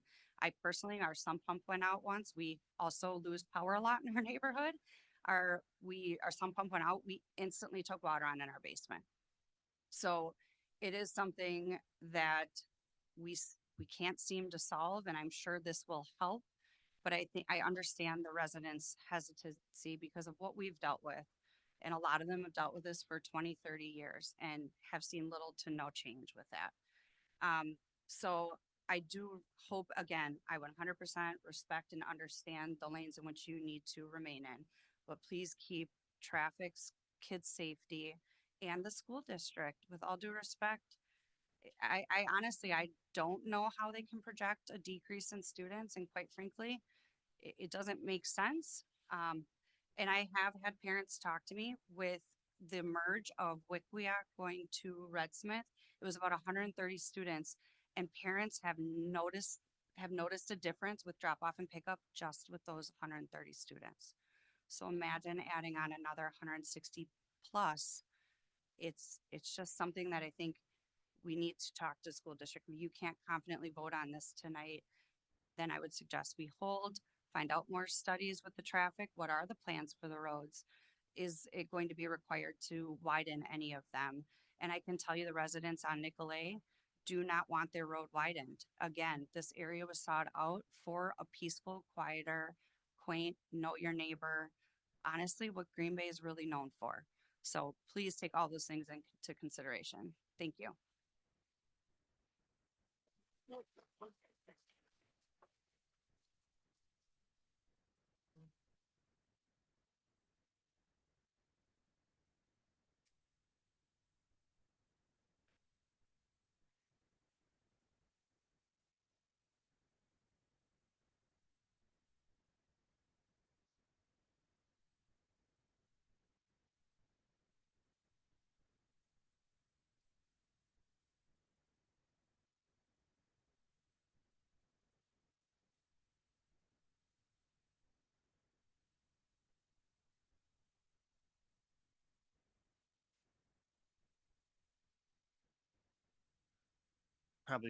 you probably don't have this answer, Dave, but I know the city has been installing the rapid flashing beacons as well as some other traffic calming measures.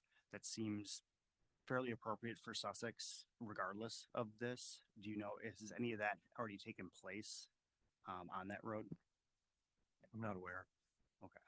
I well, think I think there's been 80 deployed or 80 is proposed to be deployed, but I don't think I don't think they considered this.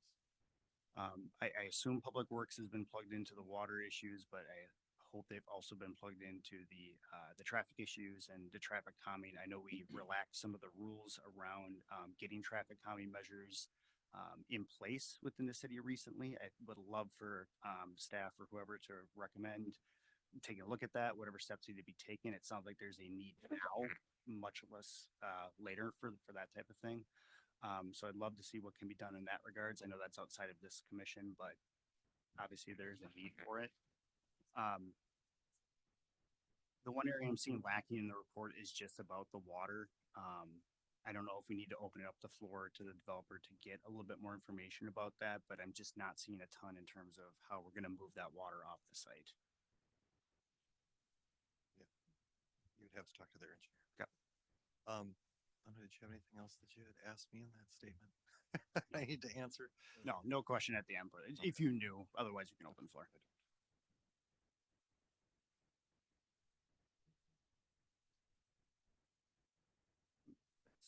If no one else has a concern.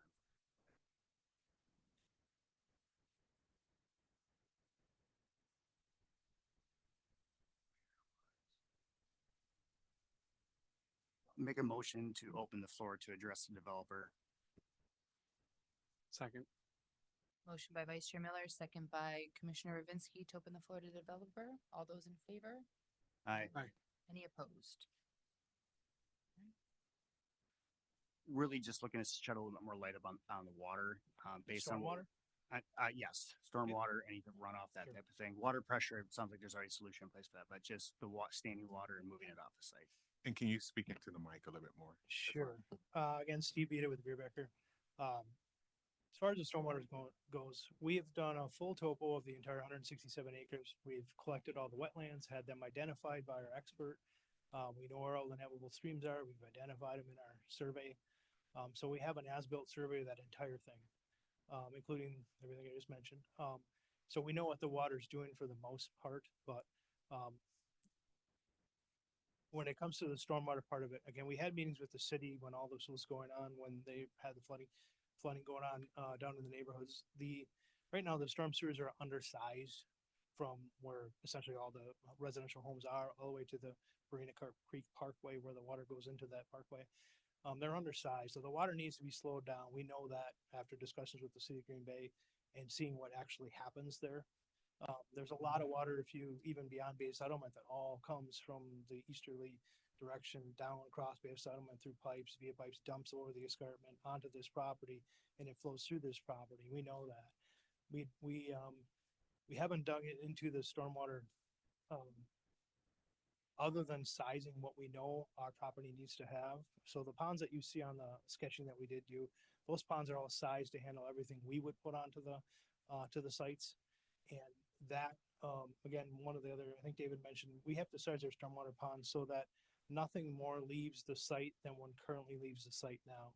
However, we already know that there's additional water. Typically, the additional water that would come beyond the site or past the site or through the site, we would just route it around our pond and let it keep going the way it always goes, but we know we can't do that. Again, discussions with the city, we have to come up with some sort of a partnership agreement in discussions with the city to somehow add that additional water to our stormwater management systems, allow them to fill up more and release at a slower rate. We know we got to do that. We've offered that to the city. So in our discussions with Steve at the city engineering department, we've offered that already. So we're aware of it.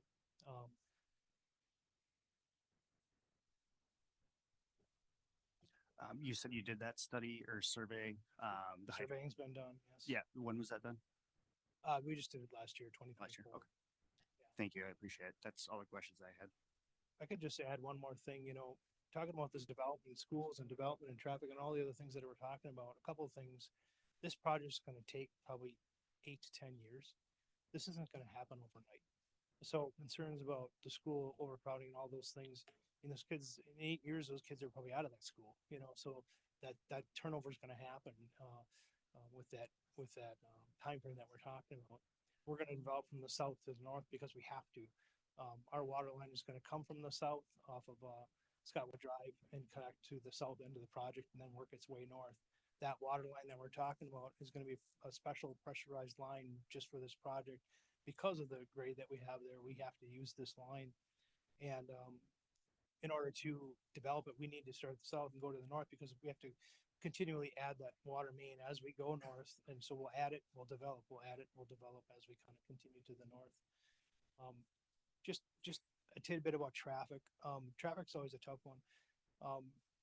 Traffic calming measures is probably the best thing that you could do to make the situation better that you have right now. I mean, we're not even there yet, and you have traffic issues now. So traffic issues, traffic calming devices are what you'd have to do now. When it comes to widening roads, just my best example I have that I've used for many years is County Highway GV was a 2-lane road, 11 or 12-foot pavement on each side, so 22 feet wide total.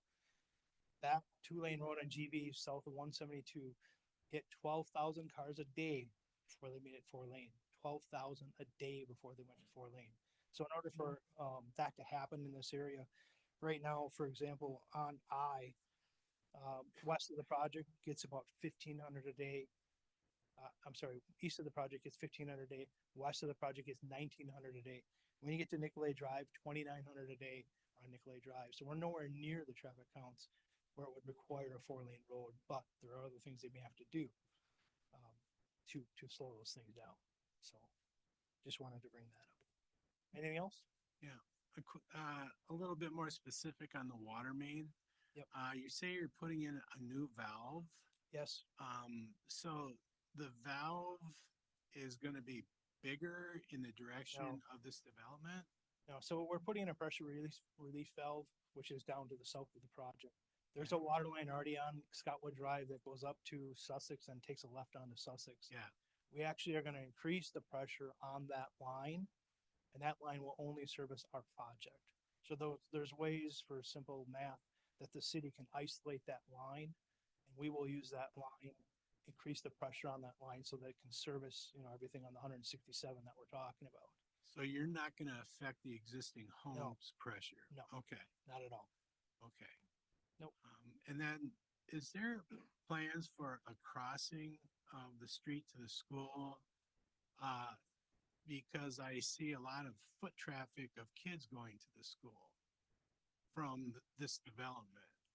Yeah, there'll be the normal sidewalks, and as David mentioned, under the power lines, there's been a city trail planned under those power lines since the 90s when I laid this out. It's never been built, but the city even owns a bunch of that property under those power lines, which are essentially one set of lots east of Sussex. So there should be a north-south trail that'll happen at some point. I wish they'd put it in right away, but it'd be cool if it was in there. But there will be sidewalks on different parts of this that'll accommodate the traffic. Along the roads hitting the main road, north-south road? There should be, yeah. I don't remember if the city's policy, maybe David can answer. I don't know if they require sidewalks on every cul-de-sac. Some communities don't require sidewalks on cul-de-sacs because they are low volume. But I think any connections, probably be more north-south, will have sidewalks.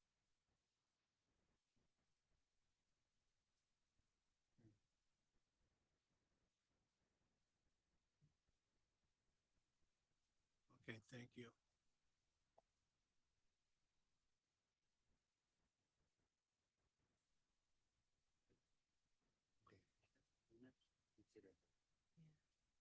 Anything else?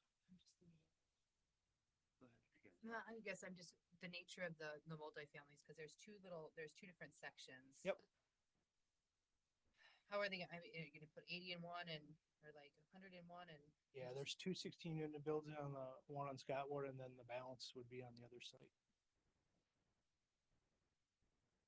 Yeah, and again, the reason that we're having the multifamily projects, I know the other mentioned there's other ways to develop them, yeah, but this particular developer does do multifamily. They do build them, they own them, they keep them. They have projects that they've owned for 30 and 40 years, that they keep in their portfolio. So they would be building them and keeping them. But yeah, they're hard to develop these areas. Of course, there's several rows of lots and homes before you get to the multifamily project that's within the kind of the center of the project, if you will. That's the reason we put it there, is because it's hard to access it. So putting in a public road, crossing wetlands and all the environmental things we have to do to get to that usable land, it's easier to put in a private road. It's more cost effective to get in there with a private road, do those types of things. So that's why the multifamily is in those locations.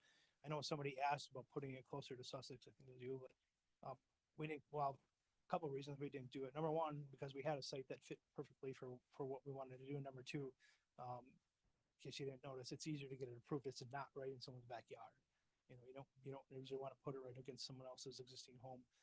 When we put it in these neighborhoods like this, the developer has to sell all the houses that are around this, so he's aware of that. So it just makes it easier for them to obviously market those homes when they own them and they're going to build them and sell them. So,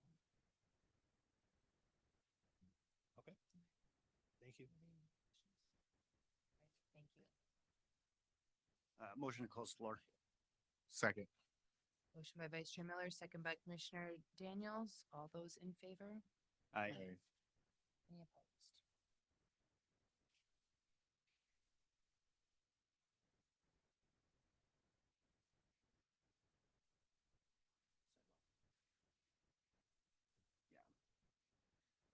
So 369 units, but what could the density be?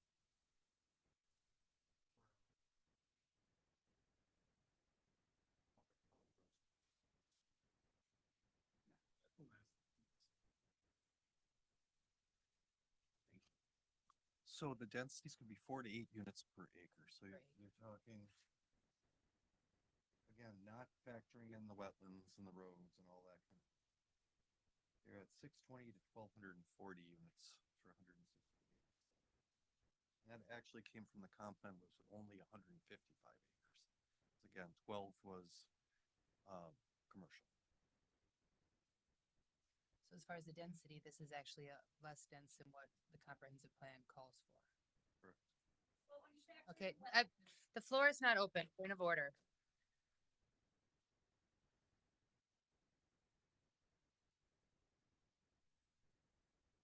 I mean, obviously, right now, wetlands cannot be filled for Right. development. You know, so those are permanent green spaces. So this isn't a site plan per se, but it's kind of an idea based on the survey that they did recently of the navigable waterways, the Right. different water, the wetlands, so, okay. Yep, the ability to get 35 pounds of pressure up to the top of the escarpment. And this water will not tie into the rest of the neighborhood's water at all? Is that what I was hearing developers say? Yep. Well, the potable water pressure is going to be its own pressure system. No, it will not be the same Where, water service. where's the standpipe for this water? We've seen everything else this year. Yeah, where's the- Is it nearby? I mean, how are they isolating that water? You would have to talk to the water department. I do not know. That's necessarily our purview. Well, I mean, I as long understand, as it's accurate that the water going into this development is not gonna affect the existing homes. That's right? The potable water? Yeah, well. I mean the potable water. Yep, we would have to.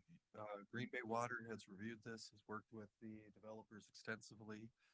Actually worked with them to buy some of the equipment that needs to happen before they can get the pressure there, so.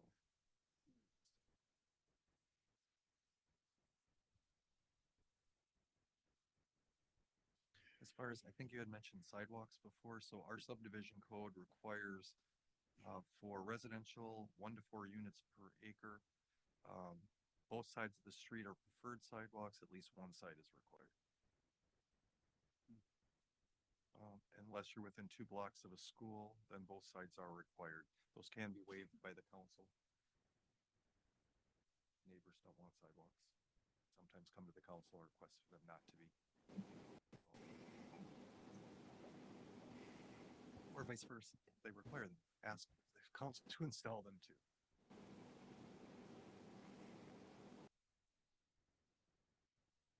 Okay, to simplify things a little bit here in terms of what we need to decide on, single family zoning, or sorry, low family zoning, is already in place. I think that's a check there.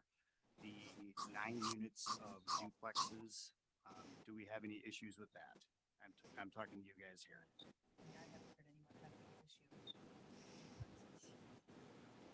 I mean, it's 218 family houses. Mhm. It's really just the. Sounds like it's multifamily. That's what I'm trying to get I us mean, down in to. addition to water and the schools. Oh, I'm sorry, my bad. That's what I'm trying to get us down to here is what are we actually talking about in terms of things that are within our jurisdiction? In terms of the site plan action and the zoning. Right. I think we're talking about the multifamily. The commercial is allowed within that area based on the current zoning And the comp plan. and the comp plan. Yes, thank you. So it's really about the multifamily, I think is what we're discussing here.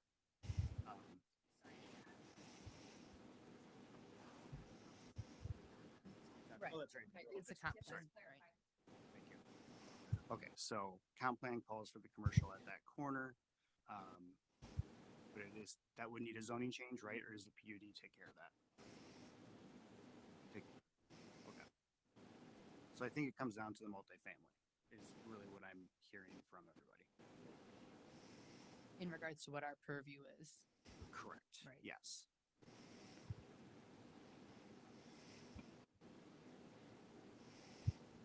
No, but Yeah. we're just talking about. Okay. Yeah. Oh, And we do- realistically, yeah, you were talking, I mean, the multifamily seems to be the biggest issue as far as what's our purview. Yes. But we're talking about the density that could be allowed there as is much more dense than what is being proposed. Yes. Correct.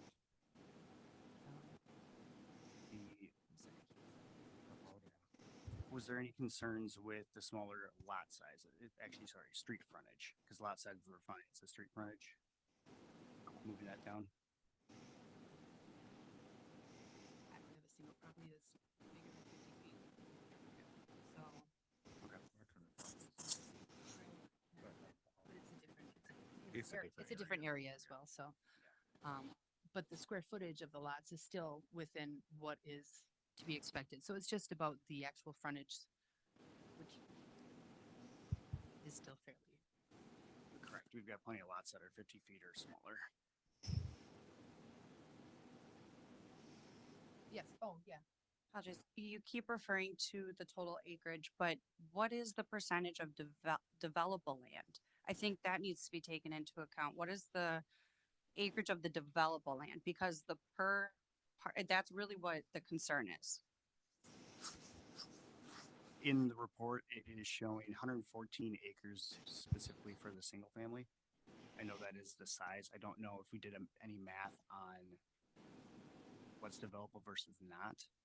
Because I think some of those lots, you're cutting them off a little bit based on where the water is there. So it's a deep lot, but you're only maybe the first 200 feet or so is actually available to build upon. I think that's where the question is really is what could actually be buildable. Correct. The elder brings up a good point. And that's why I think that's why the single family homes isn't the issue. Again, we understand there's going to be development out there. There's actually road inlets already put in. But when you look at the density, including the apartments, now with the developed area, that makes a big difference. The only thing I would add to that is developments typically have those undevelopable areas as part of them as well. Right. So like in this scenario, single family homes have some wetlands in their backyards. There's a lot of homes that are on a waterfront that can't use the waterfront. That is not uncommon, I guess to say. That you would have that undevelopable area incorporated into required green space of a developed site. So again, like a single family, in the regular code, only 50% can be impervious. The rest of your lot could be wetlands. Okay, so yeah, I guess that's the question I have is if you have a But you single would be family. required to have that area whether it was wetlands or not. So generally a developer, and you'd have to ask them if they took this into consideration, will configure those lots to distribute that. Often they'll request the city take them as well, like take a wetland or a park space. But obviously the city can't take every wetland that's in the jurisdiction.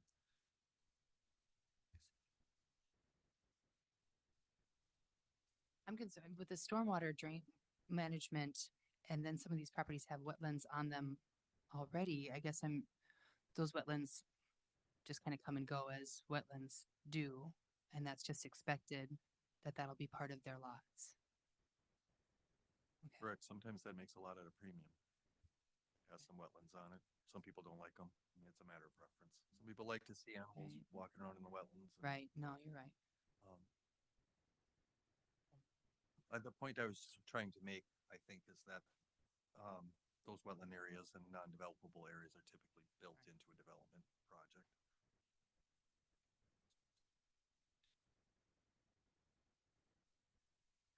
I mean, I guess for what I see. Yeah.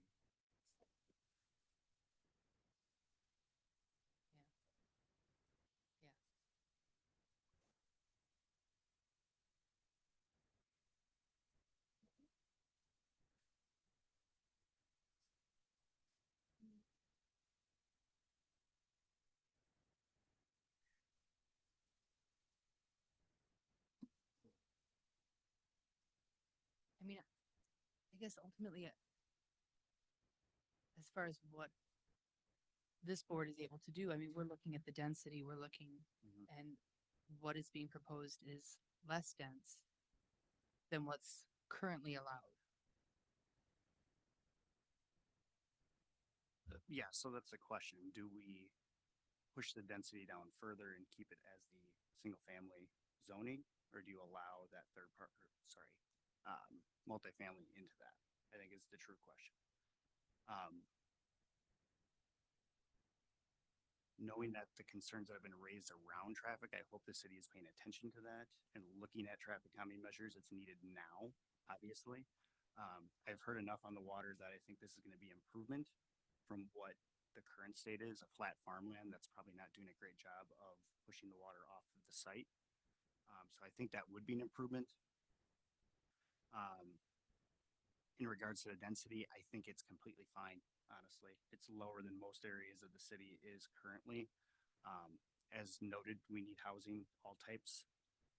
And basically for that reason, I will make a motion to approve as stated, knowing that this will come up to council next week and there'll be a little bit more discussion about it then too, on the topics that are outside of the site plan zoning, that type of thing. I'll second the motion. So a motion by Vice Chair Miller, a second by Commissioner Ravinsky. Do we have any further discussion? Yeah, I was going to second it as well. And I would just say that if you look at the plan, I think it's around 80%. We were trying to get the 85% of the development can start right now without this PUD. So for that reason, I'm in favor. So. No further discussion. We'll go ahead with a vote.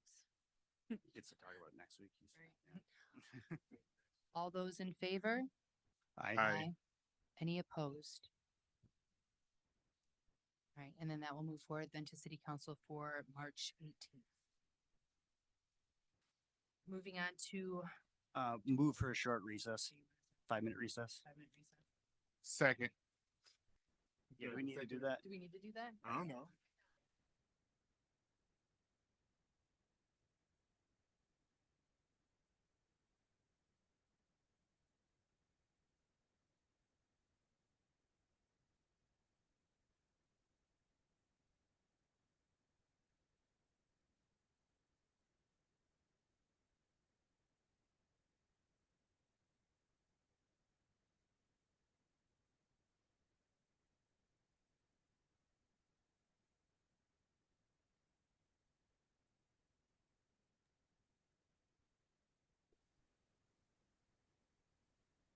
You suck.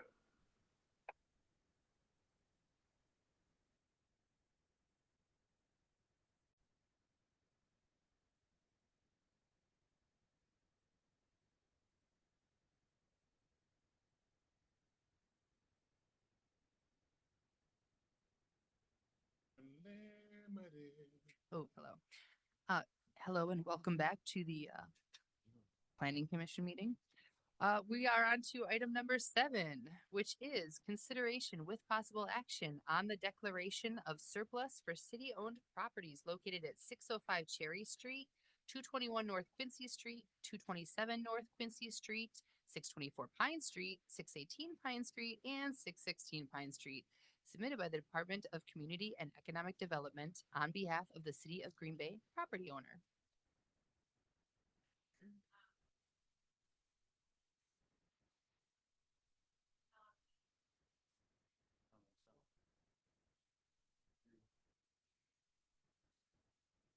Mike.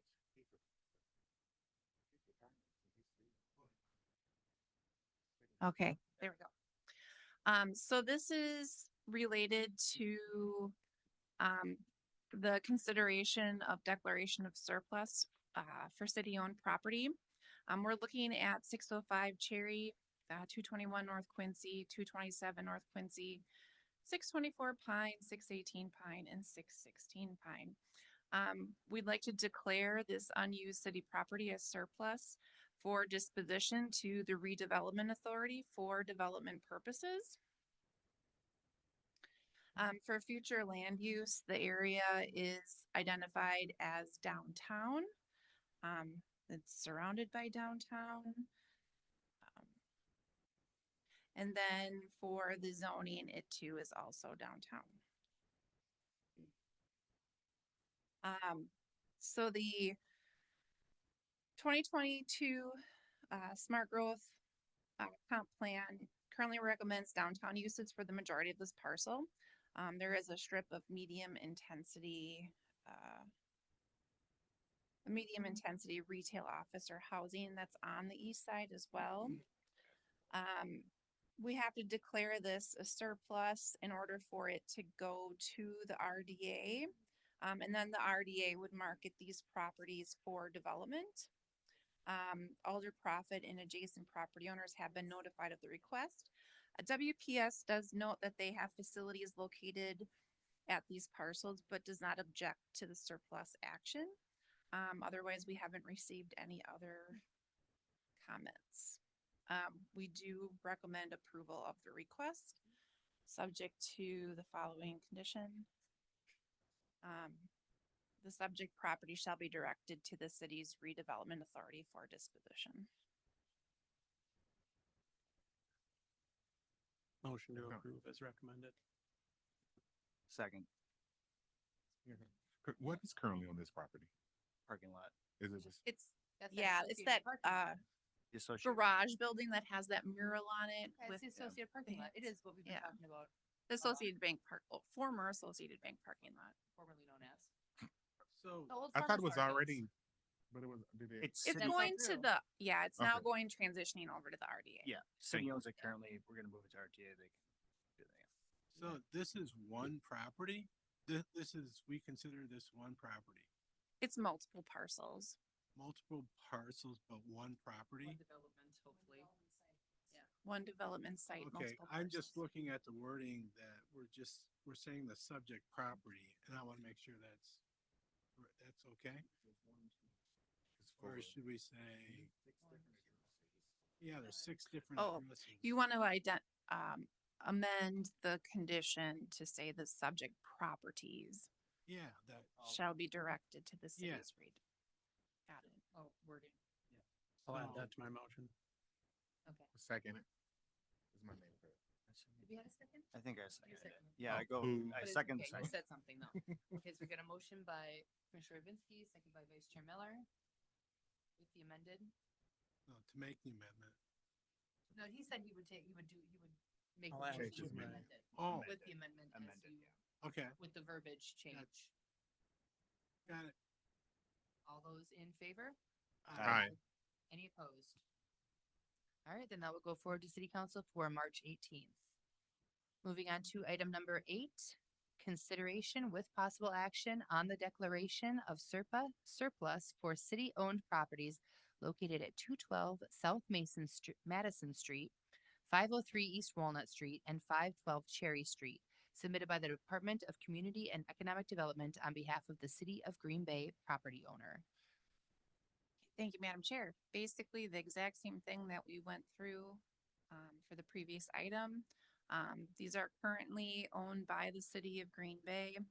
They need to be declared surplus property, so the RDA can take action and get development proposals, for these properties. So, in red, you can see the area, the subject parcels.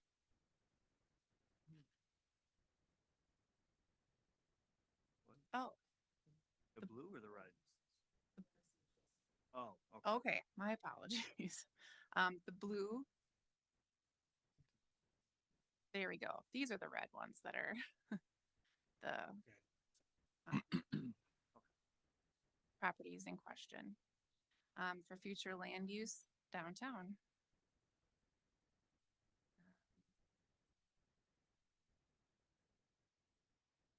I lost them on here. Where are they? They blend in. Oh, okay. So they're all part of the downtown. The zoning is currently downtown for the parcels that are part of this request.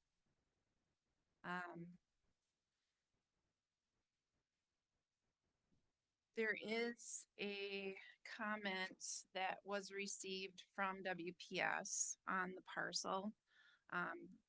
They stated that they may have facilities that are in the development area. So they would like to request an easement. However, the facilities are presumably in the alleyway, which may not be associated with this development. So we've added a condition to reflect this. As of the drafting of this report, and other comments have been received. So getting back to the previous item and the condition, you might want to change what our recommendation is here to say the subject properties shall be directed to the city's redevelopment authority for disposition.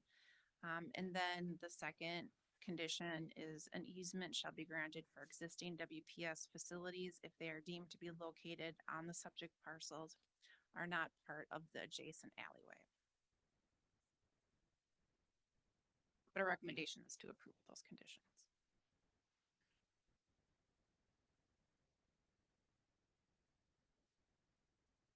Move to approve. Second. With the recommended conditions. Second. We get a second, we have Commissioner Revitsky, I think that already seconded it. Sorry, my bad. Come on, Ken, speak up. That's okay, all right, okay, so we've got a motion by Vice Chair Miller to approve as recommended with the following conditions, and a second by Commissioner Revitsky. All those in favor? Aye. Any opposed? All right, and then that will move forward then to City Council for March 18th. Informational Director's Report. Well, you have the report in your package. Projects we've got going on. Of course, the most recent one was the Drop Forge project that went through council. Do you have any questions on anything happening?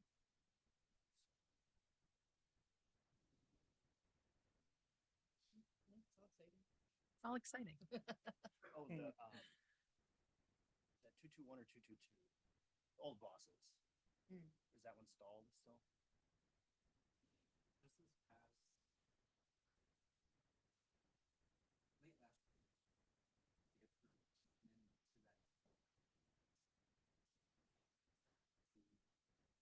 Last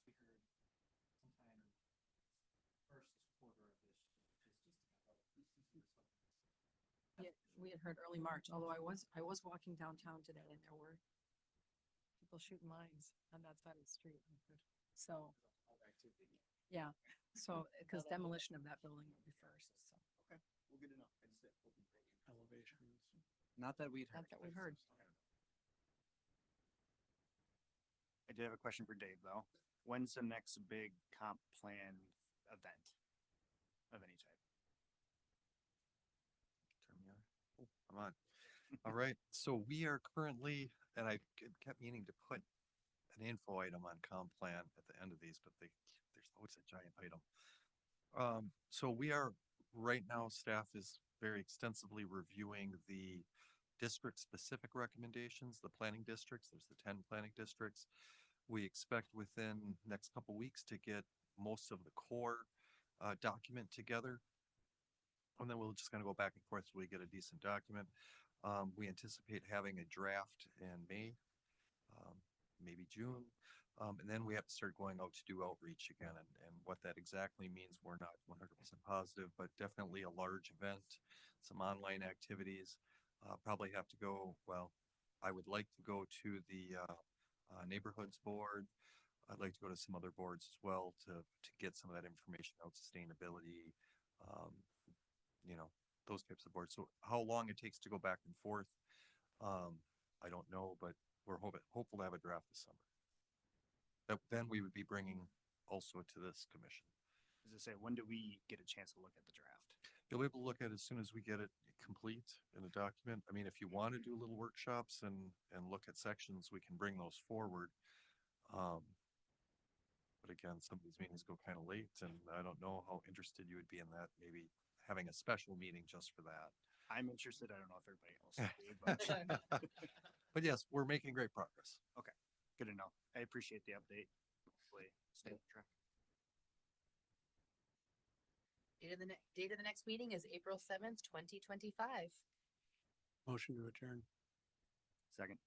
Motion by Commissioner Vinsky, second by Vice Chair Miller. All those in favor of adjournment? Aye. Aye. Any opposed? Nay.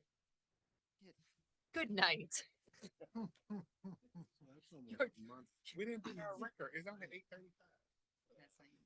I know it's not even. 2 more hours ago.